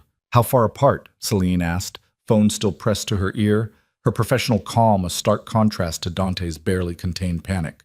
4 minutes, maybe 3.5. Hannah checked her watch, trying to remember when the last one had hit. Time was getting slippery, elastic, hard to track. "They're strong, stronger than I expected." The lawyer, Thomas, had made himself scarce, retreating to another room with his laptop like the messy reality of childbirth was outside his professional scope. Celine finished her call and crossed to Hannah with quick efficiency. "Ambulance is 8 minutes out. We can wait for them, or I can drive you to Beth Israel in 5. Your call." Hannah started to answer, but another contraction hit. Harder, deeper, stealing her breath and buckling her knees. Dante caught her, supporting her weight like it was nothing, and she found herself leaning into him because pride was a luxury she couldn't afford right now. "We drive," Dante said when Hannah couldn't speak.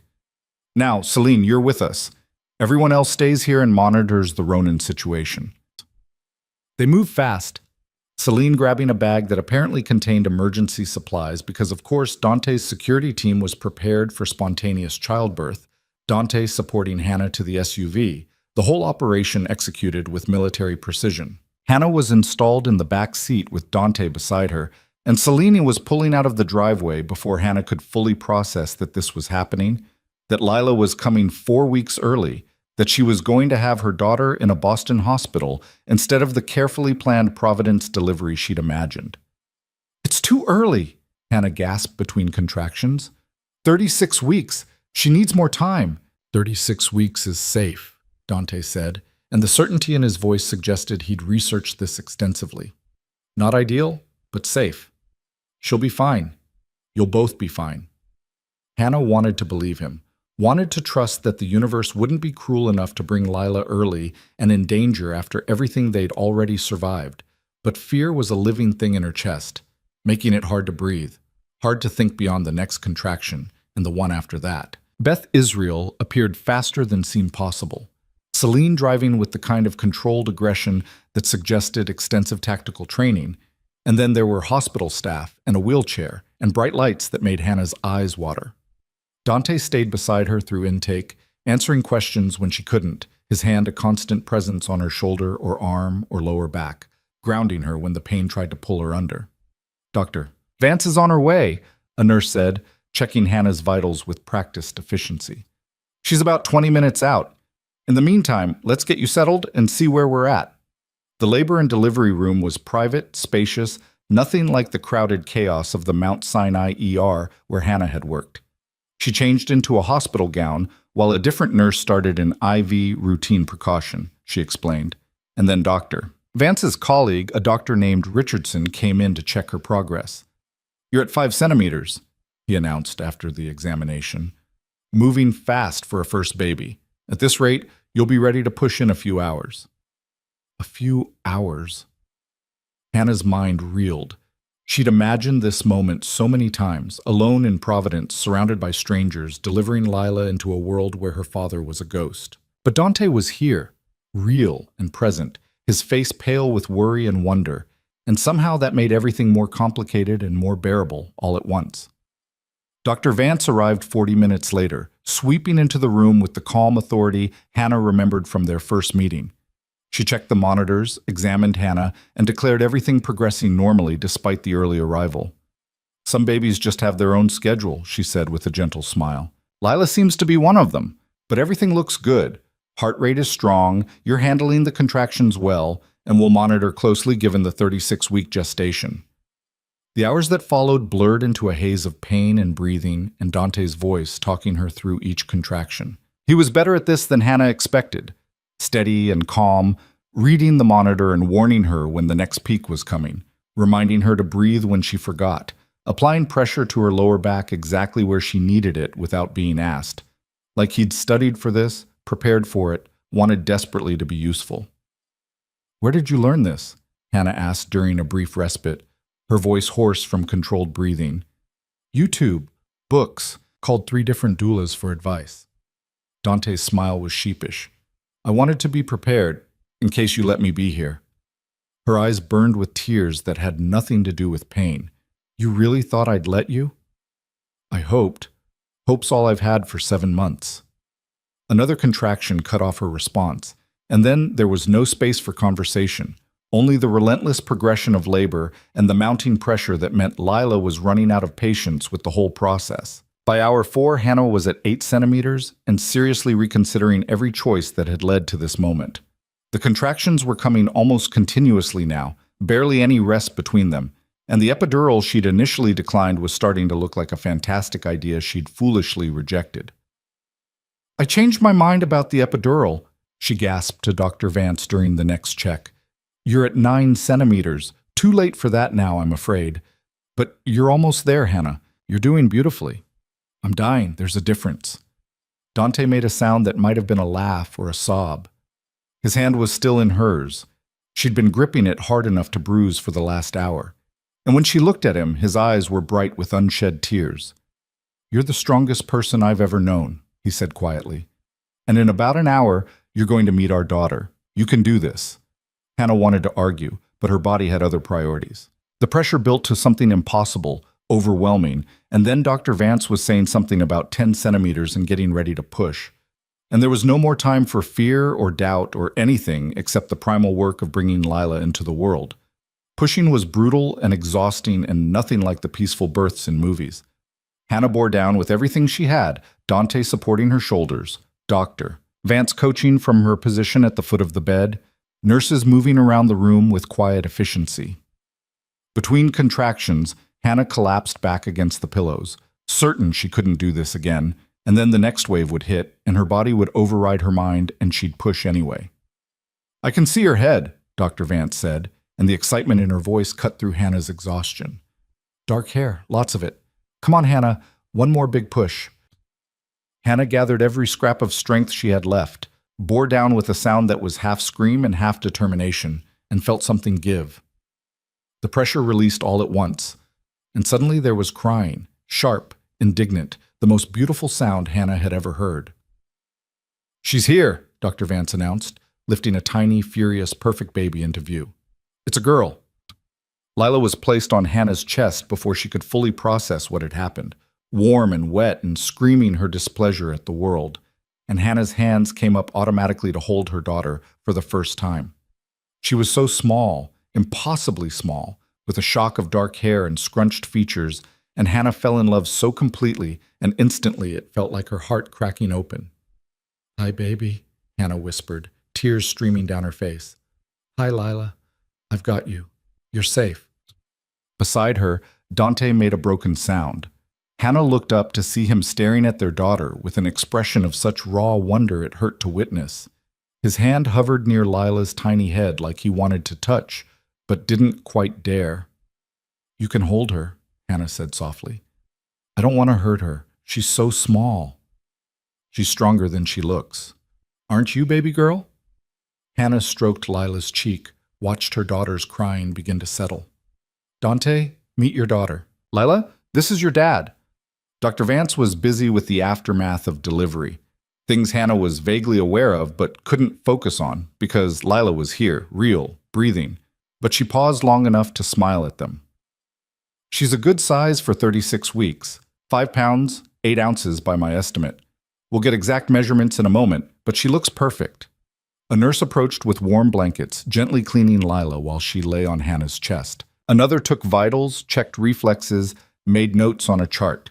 The room was organized chaos, but at the center of it was this tiny person who'd upended Hannah's entire life without even being born yet, and now was here making good on that promise. "Her hands," Dante said, his voice thick. "Look at her hands." Lila had one tiny fist near her face, fingers smaller than anything Hannah had imagined. Perfect miniature fingernails, delicate wrinkles at the knuckles. The whole thing no bigger than a walnut. Hannah traced one finger down her daughter's palm. Watched those impossibly small fingers curl reflexively around hers.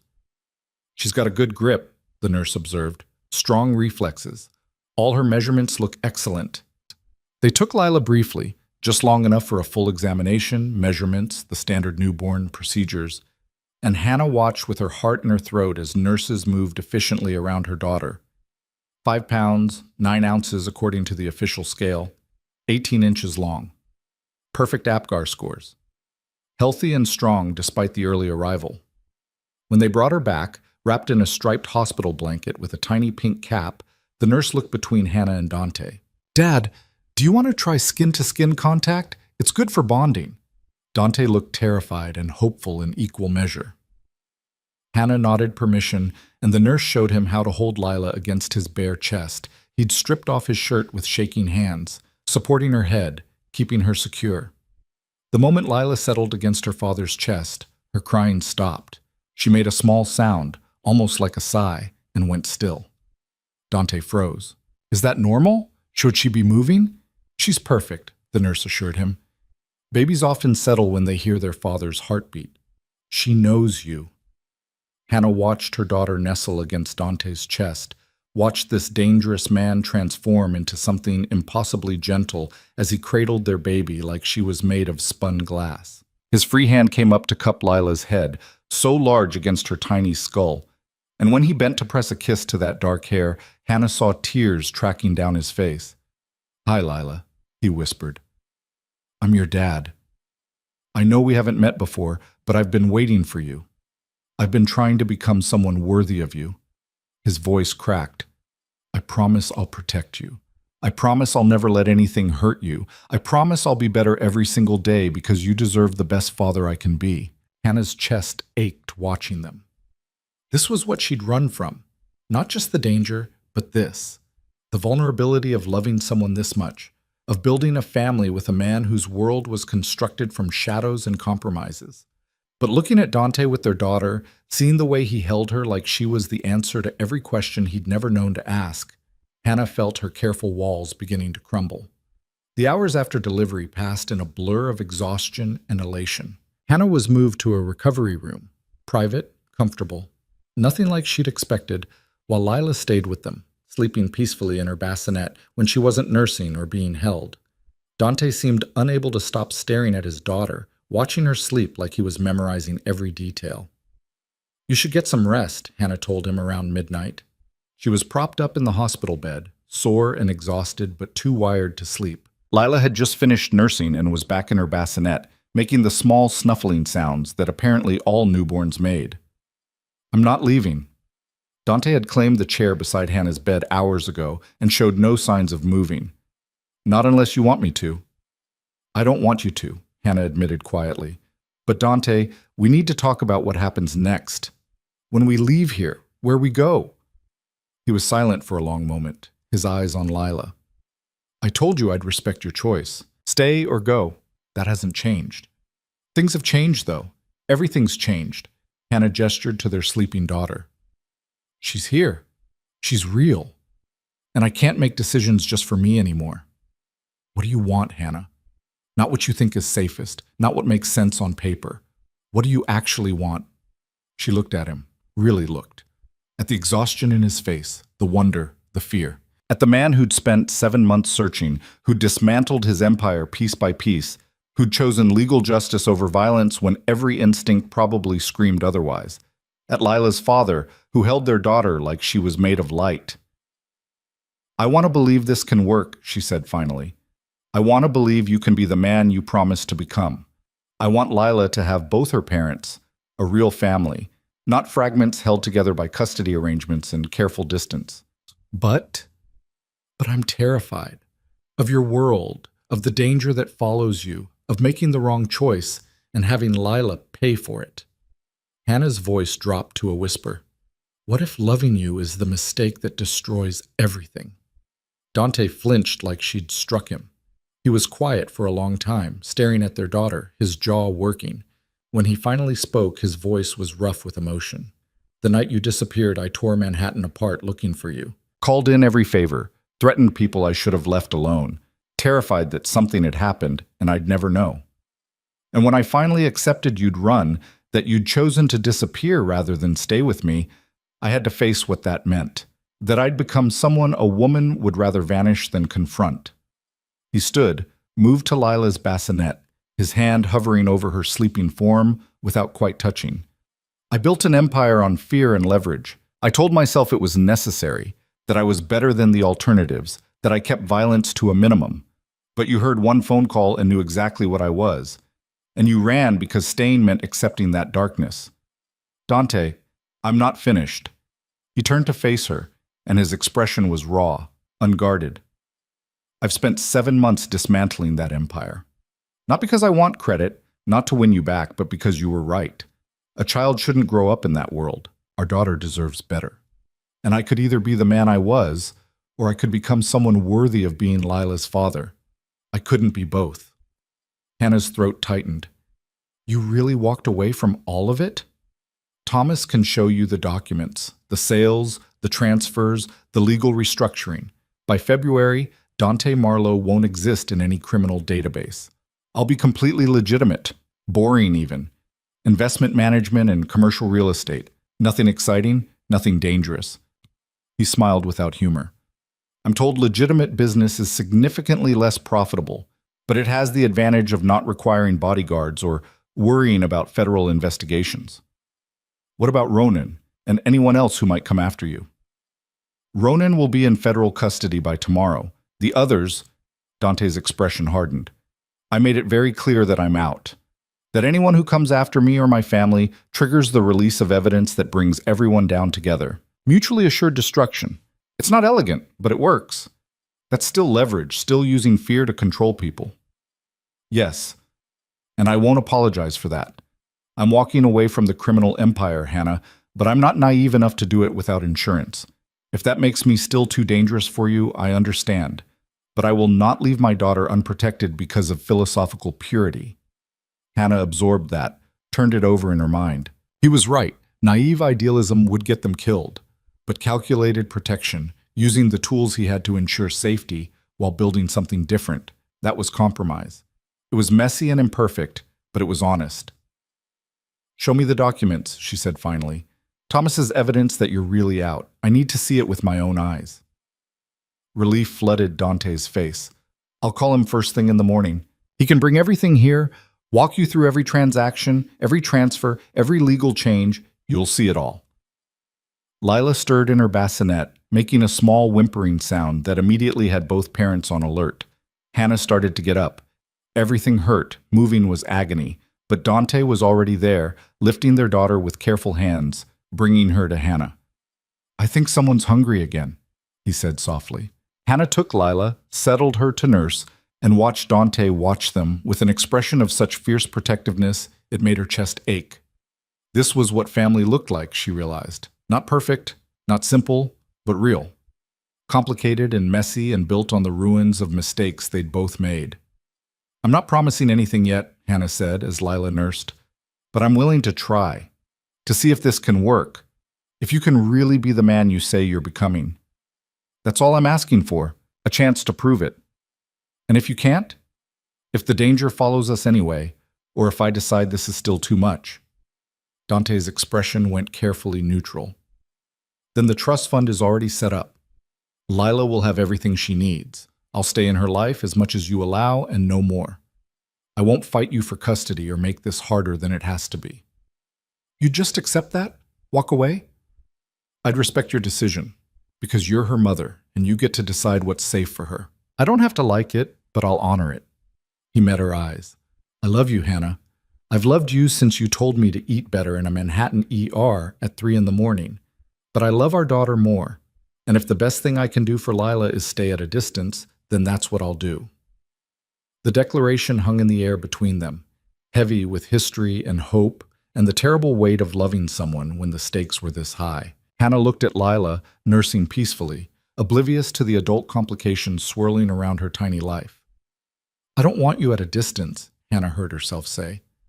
"I want you close. I want Lila to know her father. I want—" She paused, gathering courage. "I want to try to be a family. A real one. Even if I'm terrified of what that means." Dante's eyes closed briefly, and when they opened again, they were bright with tears he didn't bother hiding. "Thank you for trusting me enough to try." They stayed awake most of that first night, taking turns holding Lila, watching her sleep, marveling at her tiny perfection. Dante left only once, early morning, to handle the Ronan situation and retrieve Thomas with his documentation, and returned 2 hours later with confirmation that Ronan Cross was officially in federal custody, charged with enough crimes to guarantee decades behind bars. "It's done," he said, settling back into the chair beside Hannah's bed. "He'll never be a threat to you again." Thomas arrived mid-morning with a briefcase full of documents, and Hannah spent 3 hours reading through evidence of Dante's systematic dismantling of his criminal empire. Sales contracts for the shipping operations, transfer agreements for the casinos, corporate restructuring that separated legitimate businesses from anything questionable, bank statements showing assets moving into legal trusts and investment accounts. It was all real, all documented, all proof that Dante had been doing exactly what he'd promised, burning down his old life and building something different from the ashes. "The last pieces will finalize by mid-February," Thomas explained. "After that, you're completely clean. No criminal ties, no questionable associations, nothing that would raise flags in any background check." Hannah looked at Dante, who was holding Lila against his shoulder, patting her tiny back with infinite gentleness. "Why February? Some contracts have mandatory waiting periods. Some transfers require regulatory approval. I can't rush it without raising suspicion." Dante's eyes met hers. "But I swear to you, Hannah, by February 15th, I'm out completely." She wanted to believe him. Looking at the evidence spread across her hospital bed, at their daughter sleeping peacefully in her father's arms, Hannah felt belief becoming something possible instead of foolish. "Okay," she said quietly. "We'll try this. Really try. But Dante, if anything happens, any threat, any danger, any sign that your old life is catching up to us, I'm gone. And I won't give you another chance to find me." "Understood, and fair." He adjusted Lila carefully, supporting her head. "Where do you want to live? Boston? Providence? Somewhere else entirely?" Hannah considered. Providence felt tainted now, associated with running and fear and the months she'd spent hiding. Manhattan was out of the question. But Boston was new territory for both of them. Neutral ground. Here, she decided, Boston. Somewhere with good schools, safe neighborhood, close to the hospital. She gestured at the documents. "You can afford it." Dante smiled slightly. "I can. I'll have Celine start looking at properties tomorrow. Nothing too large, nothing that draws attention. Just a home." "A home," Hannah echoed. The word felt fragile and impossible and desperately wanted all at once. "For the three of us. For the three of us, Dante confirmed, and the way he said it, like a vow, like a promise he'd die to keep, made Hannah think maybe, impossibly, they might actually survive this after all. They brought Lila home on a Tuesday afternoon 3 days after her birth, and home turned out to be a furnished apartment in Brookline that Celine had secured within 24 hours of Hannah's decision to stay. It wasn't permanent, just a temporary landing place while they looked for something more suitable, but it had everything they needed: 2 bedrooms, updated kitchen, a nursery already set up with a crib and changing table, and the kind of thoughtful details that suggested Celine had consulted extensively with someone who actually knew about babies. Hannah carried Lila through the door in her car seat, still moving carefully from the lingering soreness of delivery, and felt the strangeness of the moment settle over her. A week ago, she'd been alone in Providence, convinced that distance was the only protection she could offer her daughter. Now she was walking into a Boston apartment with Dante behind her carrying bags, about to attempt the terrifying experiment of building a family with a man who'd spent a decade operating in shadows. "The nursery is down the hall," Dante said, setting the bags down in the living room. "Celine stocked it with basics, but we can get anything else you need. And there's a meal service delivering dinner tonight. I figured neither of us would have energy to cook." Hannah set the car seat down gently, unbuckling Lila with practiced hands. 3 days in the hospital had given her a crash course in newborn care, and while she was still terrified of breaking her impossibly fragile daughter, at least she knew how to change a diaper without panicking. "You've thought of everything." "I had help. Celine, Thomas, Dr. Vance, 3 different parenting books, and a very patient woman at the baby store who didn't laugh when I asked if newborns needed special laundry detergent." He smiled slightly. "Turns out they do." Hannah lifted Lila from the car seat, and her daughter immediately curled against her chest with that instinctive seeking motion that still made Hannah's heart clench. "She's going to need to eat soon. I should feed her before she gets too upset." "Do you want the nursery or would you rather be comfortable?" "Comfortable sounds good." Dante led her to the master bedroom, which had a large armchair positioned near the window, perfect for nursing, and excused himself to give them privacy. Hannah settled into the chair, got Lila latched, and let herself breathe for the first time since leaving the hospital. This was real. This was happening. She was a mother now, with all the terrifying responsibility that entailed, and she'd chosen to do this with Dante instead of alone. Please let this be the right choice, she thought, watching Lila nurse with single-minded determination. Please let him be who he promises to be. The first 2 weeks were survival. Lila woke every 2 hours to eat, turning their nights into a blur of feeding and diaper changes and the desperate attempt to sleep whenever possible. Dante threw himself into fatherhood with the same intense focus he'd apparently applied to everything else in his life, learning to change diapers and swaddle and rock Lila to sleep with a competence that surprised Hannah. He took the night shift when he could, bringing Lila to Hannah for feeding, then handling everything else so Hannah could rest, and if he was exhausted from the constant interruptions, he never complained. They existed in a strange bubble those first weeks. Just the 3 of them in the Brookline apartment. The outside world kept at bay while they figured out how to be a family. Celine checked in daily, but maintained distance. Thomas called twice with updates on the final business transfers. Dr. Vance visited once to check on Lila and declared her thriving despite the early arrival. But the real test came in mid-January, 6 weeks after Lila's birth, when Hannah's fears about Dante's past came roaring back in the form of a late-night phone call. It was 2 in the morning.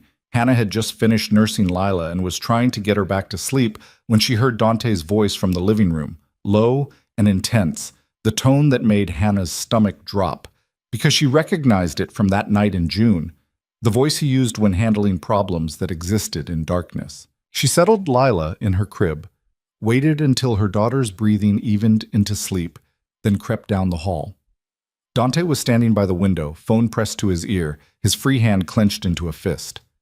"I don't care what he wants," Dante said, his voice cold and precise. "I'm out. I made that clear to everyone. If Vincent's son thinks he can pull me back in for one last job, he's mistaken." Hannah's heart stopped. Vincent, the man who'd first brought Dante into this life, the original empire builder. His son was calling in the middle of the night, asking for help, and Dante was saying no. But the fact that the call had happened at all meant the past wasn't as buried as they'd hoped. "Tell him to find someone else. I'm done. Completely done. And if he keeps calling, I'll make sure the information I've been holding about his father's original operations finds its way to people who'd be very interested. Dante's voice dropped to something dangerous. That's not a threat. That's a promise. Leave me alone, leave my family alone, and everyone stays safe. Keep pushing, and I burn it all down. He ended the call without waiting for a response, and stood staring out the window for a long moment before seeming to sense Hannah's presence. When he turned, his expression was exhausted and furious in equal measure. "How much did you hear?" he asked quietly. "Enough." Hannah wrapped her arms around herself. "Vincent's son is trying to pull you back in? He's desperate. Some deal went wrong and he thinks I can fix it because I used to handle Vincent's difficult situations. But I told him months ago I was out. This was him testing whether I meant it."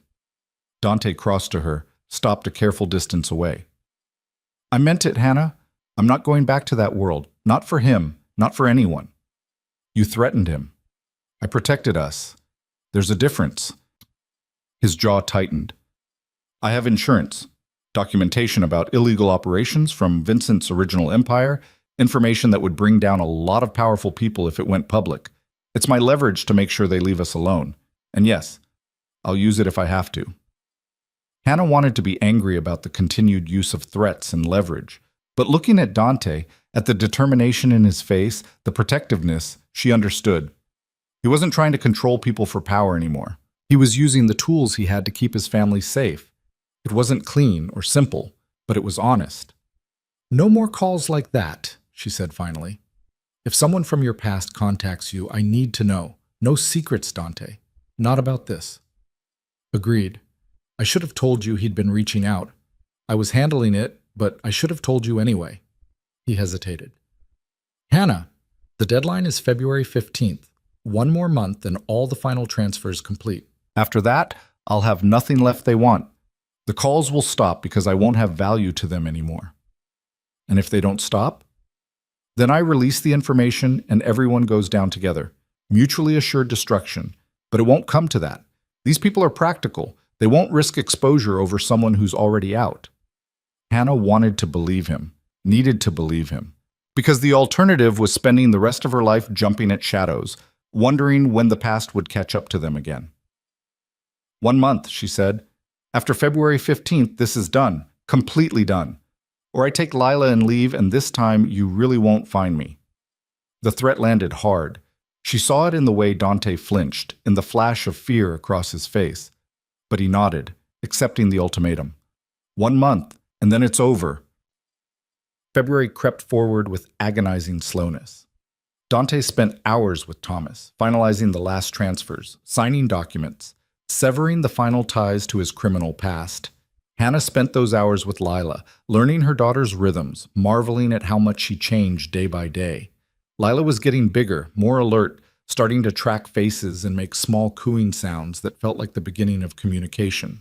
They were also looking at houses, real houses, permanent homes where they could build a life that didn't feel temporary.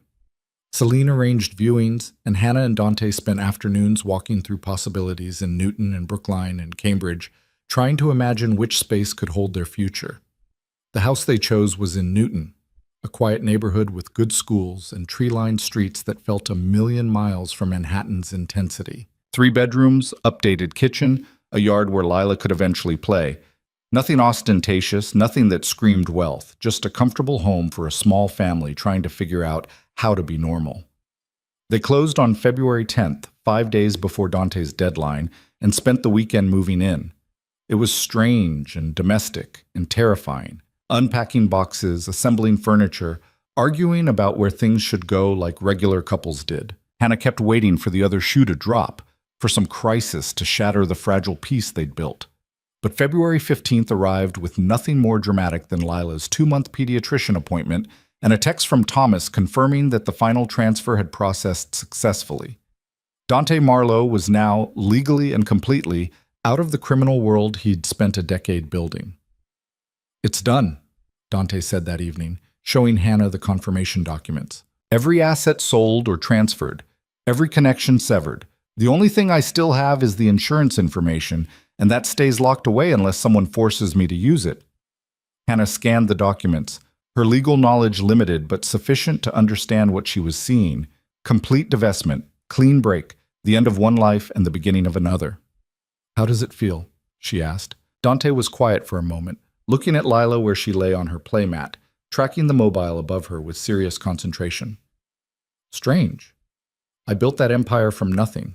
Spent 10 years making it powerful, making myself powerful. And now it's gone. And I'm just... He trailed off. Just what? Just a man with a family. No empire, no reputation, no fear keeping people in line. Just Lila's father and your... He hesitated. What am I to you, Hannah? We've never actually defined that. It was a fair question. They'd been living together for 6 weeks, co-parenting, existing in domestic intimacy, without ever discussing what their relationship actually was. Hannah had been too afraid to examine it too closely, worried that naming it would make it real, and therefore vulnerable to destruction. I don't know, she admitted. We're not what we were in Manhattan, but we're more than just co-parents. We're somewhere in between, and I don't have a word for it. Can I tell you what I want? Dante asked quietly. Hannah's heart kicked up. Okay. I want to be your partner in every sense. Not because of Lila, though she's the best reason I can imagine, but because I love you, Hannah. I've loved you since you were brave enough to run from me, and I'll love you when we're old and Lila's grown, and all of this is just history we survived together. He moved closer, careful not to crowd her. I want to build a life with you, real and permanent. No secrets, no shadows, just us figuring out how to be ordinary people who happen to love each other. Hannah's throat tightened. She looked at this man who'd torn apart his empire for her, who'd chosen legal justice over violence, who held their daughter like she was made of light, and felt the last of her careful walls crumbling. I'm still scared, she whispered. I know. I'm scared you'll slip back into old patterns, that someone from your past will come after us, that I'll wake up one day and realize I made a terrible mistake letting you into our lives. All reasonable fears. Dante's hand found hers, warm and steady. I can't promise perfection, Hannah. I can't promise there won't be hard days or that my past won't cast shadows sometimes. But I can promise I'll choose you every single day. You and Lila. Over power, over money, over everything I used to think mattered. You're what matters now. Hannah looked at their joined hands, then at Lila on her playmat, then back to Dante's face. I want to try, really try. Not just co-parenting or being careful roommates, but actually building something together. Relief and joy flooded his expression. Yeah? Yeah. But Dante, I need you to understand. If you ever lie to me, if you ever hide something important, if I find out you've been keeping secrets about your past or present or anything that affects our family, I'm done. No second chances. I can forgive a lot of things, but not dishonesty. No lies, he agreed immediately. Complete honesty, even when it's uncomfortable, even when I'm afraid of how you'll react. You'll always know the truth. And no going back to that life. Ever. I don't care what crisis happens or who calls asking for help. You're out, permanently out, and that's non-negotiable. I'm out, permanently. The only time I touch any of that again is if someone threatens you or Lila, and then I'll use everything I know to protect you. But otherwise, I'm done. Hannah studied his face, looking for any hint of deception or reservation, and found only fierce determination. Okay, then let's try this. Let's be a real family. Dante's smile was tremulous and beautiful. He pulled her gently into his arms, careful of her healing body, and held her like she was precious. Thank you for giving me this chance, for believing I can be better. They stood like that for a long moment, holding each other while Lila made happy gurgling sounds on her playmat, and Hannah let herself believe that maybe, impossibly, against all odds, they were going to be okay. The weeks that followed felt like learning to breathe in a new atmosphere. They settled into the Newton house, established routines, figured out how to be partners instead of just co-parents. Dante threw himself into legitimate business with the same intensity he'd once applied to criminal enterprise, building an investment portfolio and commercial real estate holdings that were boring and legal and surprisingly profitable. Hannah started looking into nursing positions at local hospitals, planning a return to work once Lila was a bit older. They also started the slow, careful process of rebuilding intimacy beyond the physical. Long conversations after Lila went to sleep, talking about their fears and hopes and the complicated path that had brought them here. Shared cooking duties that ended in laughter when Dante's attempts at domestic competence crashed spectacularly. Quiet moments on the couch with Lila between them, both of them marveling at how a tiny person could so completely transform everything they thought they knew about love. It wasn't perfect. Dante had nightmares sometimes, dreams of his old life catching up, of losing Hannah and Lila, of failing to protect them. Hannah still felt anxiety spike whenever an unknown number called, still checked over her shoulder sometimes in parking lots, still carried the trauma of months spent running and hiding. But they worked through it together. Dante started seeing a therapist specializing in trauma and life transitions. Hannah's suggestion, his agreement, and came back from sessions raw but committed to doing the work. Hannah joined a support group for new mothers and found solidarity in other women navigating the chaos of early parenthood. And Lila grew. 2 months became 3, then 4. She started smiling, real, genuine smiles that lit up her whole face, and the first time she smiled at Dante, he cried. She began reaching for toys, tracking movement across a room, making sounds that were the foundation of language. Every day brought new developments, new milestones, new evidence that their daughter was thriving. In late April, 4 months after Lila's birth, they took her to meet Mrs. Chen in Providence. The older woman who'd rented Hannah a room and asked no questions welcomed them into her home with warm acceptance, immediately claiming grandmother privileges and spoiling Lila with knitted blankets and stories about Hannah's time in hiding. "I knew you'd figure it out," Mrs. Chen told Hannah, while Dante walked Lila around the garden, pointing out flowers like she could understand. "That first day you showed up scared and pregnant, I could see you were running from something. But I also saw you were strong enough to survive whatever came next." "I almost didn't," Hannah admitted. "I almost kept running." "But you didn't. You chose to fight for your family instead. That takes more courage than running ever could." Hannah watched Dante with their daughter, saw the gentle way he supported her head, the running commentary he maintained about the flowers and birds and everything in the garden. This was the man people had feared, the crime boss who'd built an empire on leverage and intimidation. Now he was just a father showing his daughter tulips. "I'm still scared sometimes," Hannah confessed. "Good. Fear keeps you careful, but don't let it keep you from living." Mrs. Chen squeezed her hand. "You've got something rare, Hannah. A man who chose to change for you. Not many people get that kind of love." The words stayed with Hannah as they drove back to Newton that evening, Lila sleeping peacefully in her car seat, Dante's hand warm in hers. She'd spent so long being afraid, first of Dante's world, then of making the wrong choice, then of the past catching up. But maybe it was time to stop waiting for disaster and start trusting the life they were building. That night, after Lila was asleep and they were alone in their bedroom, Hannah initiated intimacy for the first time since before the pregnancy. Dante responded with careful reverence, treating her like she might break. And it was different than before. Slower, deeper, weighted with everything they'd survived to get here. "I love you," Hannah whispered against his shoulder afterward, the words feeling both terrifying and inevitable. Dante pulled back to look at her, his eyes bright. "You've never said that before, not since Manhattan." "I've been too scared to say it. Scared it would make me vulnerable, give you power over me." Hannah touched his face gently. "But I do love you. The man you are now. The father you've become. The partner you're trying to be every single day." He kissed her then, soft and deep and full of promise, and held her like she was the answer to prayers he'd stopped believing would be answered.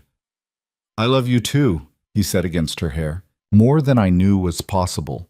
You and Lila are everything."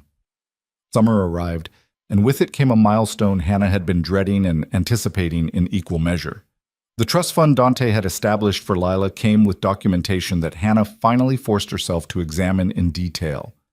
$2 million set aside before Lila was born, managed by an independent trustee, untouchable by either parent until Lila turned 18. But there was more. Additional documents dated February 16th, the day after Dante's final business transfers completed, showing another investment. A foundation established in Lila's name, funded with $5 million, dedicated to supporting women and children escaping dangerous situations.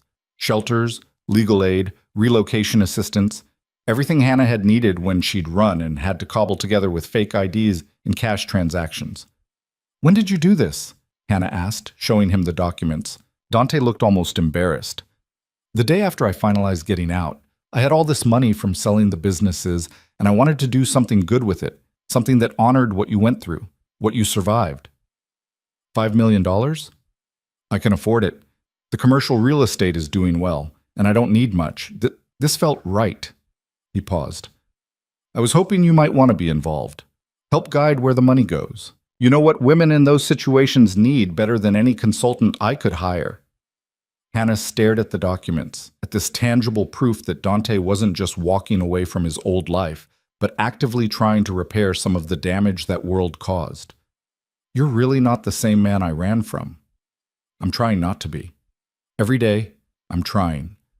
She kissed him then, deep and grateful, and thought about the journey that had brought them here. From a Manhattan ER to a Providence clinic to a Newton home. From fear to trust to something that felt remarkably like happiness.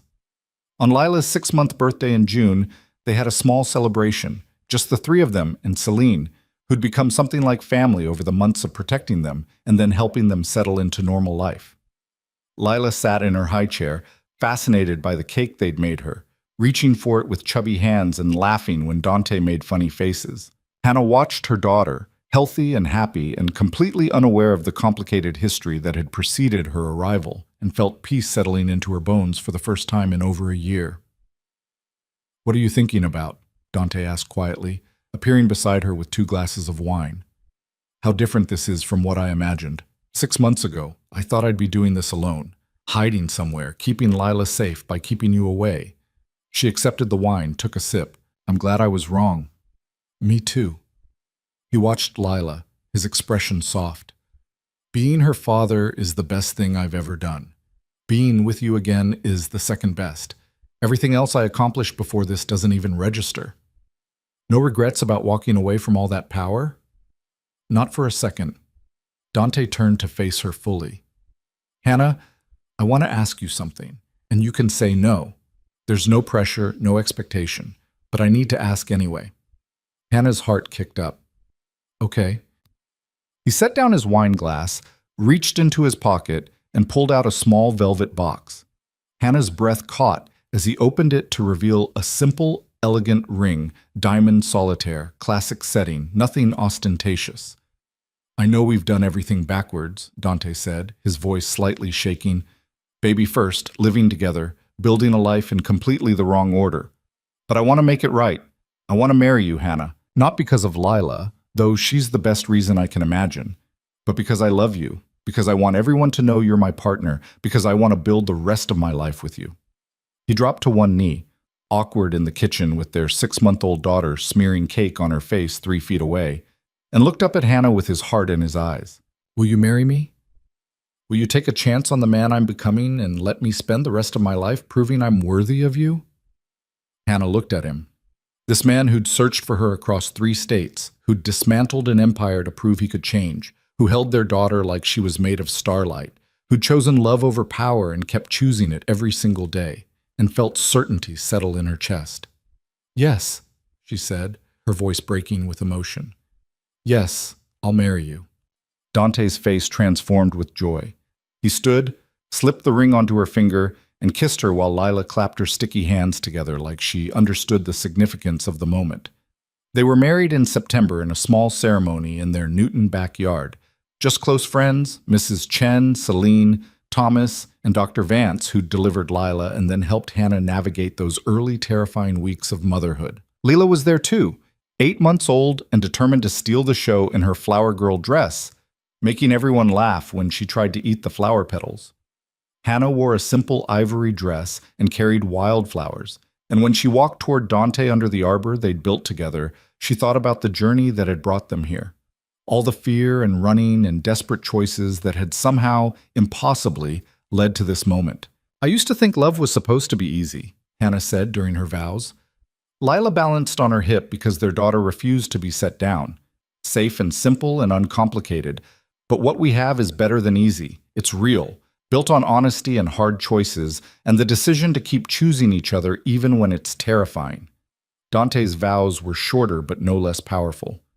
"You saved me," he said simply. "From a life that was destroying me piece by piece, from becoming someone I'd hate, from missing the only things that actually matter.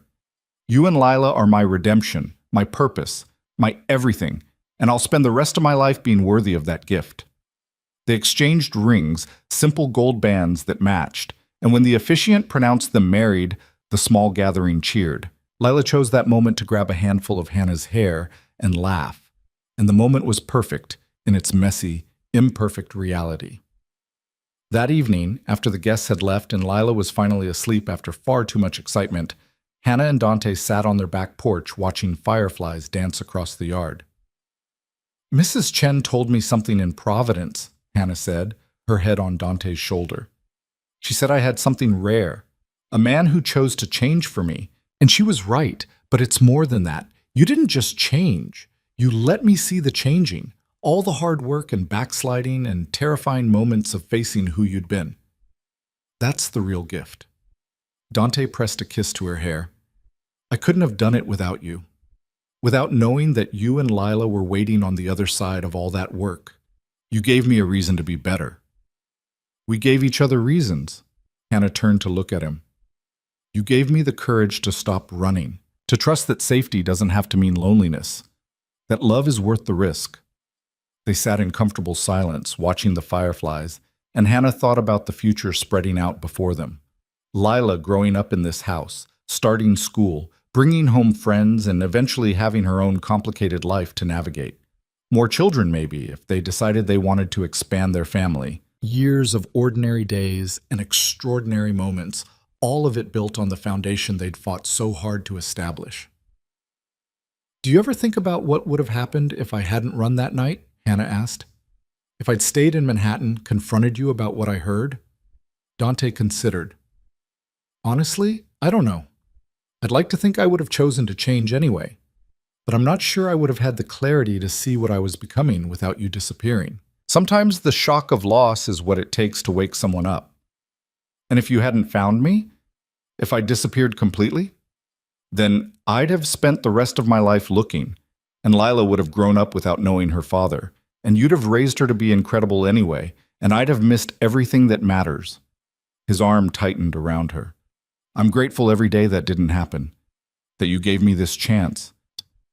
Hannah thought about all the versions of their story that could have existed. Her alone in Providence, Dante still running his empire, their daughter growing up in fragments. And she thought about the version they'd chosen instead, messy and hard-won and real. "I'm grateful too," she said softly, "for all of it, even the scary parts, because they brought us here." Inside, Lila made a small sound through the baby monitor, not quite crying, just the sleepy murmur that meant she was shifting positions. Hannah and Dante both went still, listening, ready to respond if she needed them. But the sound settled back into peaceful breathing, and they relaxed again. "She's getting so big," Dante said. 8 months already. Soon she'll be walking, then talking, then telling us she's too old for us to understand her problems." Hannah laughed. "Let's not rush it. I'm still getting used to the sleep deprivation." "Fair point." He stood, offered her his hand. "Come on, let's go to bed while we can actually sleep." They went inside together, checked on Lila one more time. She was sleeping peacefully, her favorite stuffed elephant clutched in tiny hands, and then retreated to their own room. As Hannah settled into bed beside her husband, feeling the warmth of him next to her and the quiet peace of their home around them, she thought about safety. Real safety wasn't distance or fake IDs or running until exhaustion made the fear manageable. Real safety was this: trust hard-won and carefully maintained, love that had survived testing, a partner who chose every day to be worthy of the faith she placed in him. "I love you," she whispered into the darkness. "I love you too," Dante whispered back. "Forever." And Hannah believed him. Not blindly, not naively, but with the clear-eyed certainty of someone who'd seen him at his worst and watched him fight to become better. They'd both been broken in different ways, both made terrible choices, both hurt each other through fear and desperation and the impossibility of loving someone when the stakes were life and death. But they'd survived, built something real from the ruins, created a family that was messy and complicated and absolutely worth every terrifying moment it had taken to get here. Outside, fireflies danced in the summer darkness. Inside, their daughter slept peacefully. And in their bedroom, Hannah and Dante held each other close, two people who'd found their way through shadows into light and chose every day to keep walking forward together. The dangerous man and the woman who'd run from him had become something different, something better. A family built on honesty and hard work and the stubborn refusal to let fear win. And for the first time since that night in a Manhattan apartment, when she'd overheard a phone call that changed everything, Hannah Chen, now Hannah Marlowe, felt completely, genuinely, permanently safe. Not because the world had become less dangerous, but because she'd stopped facing it alone.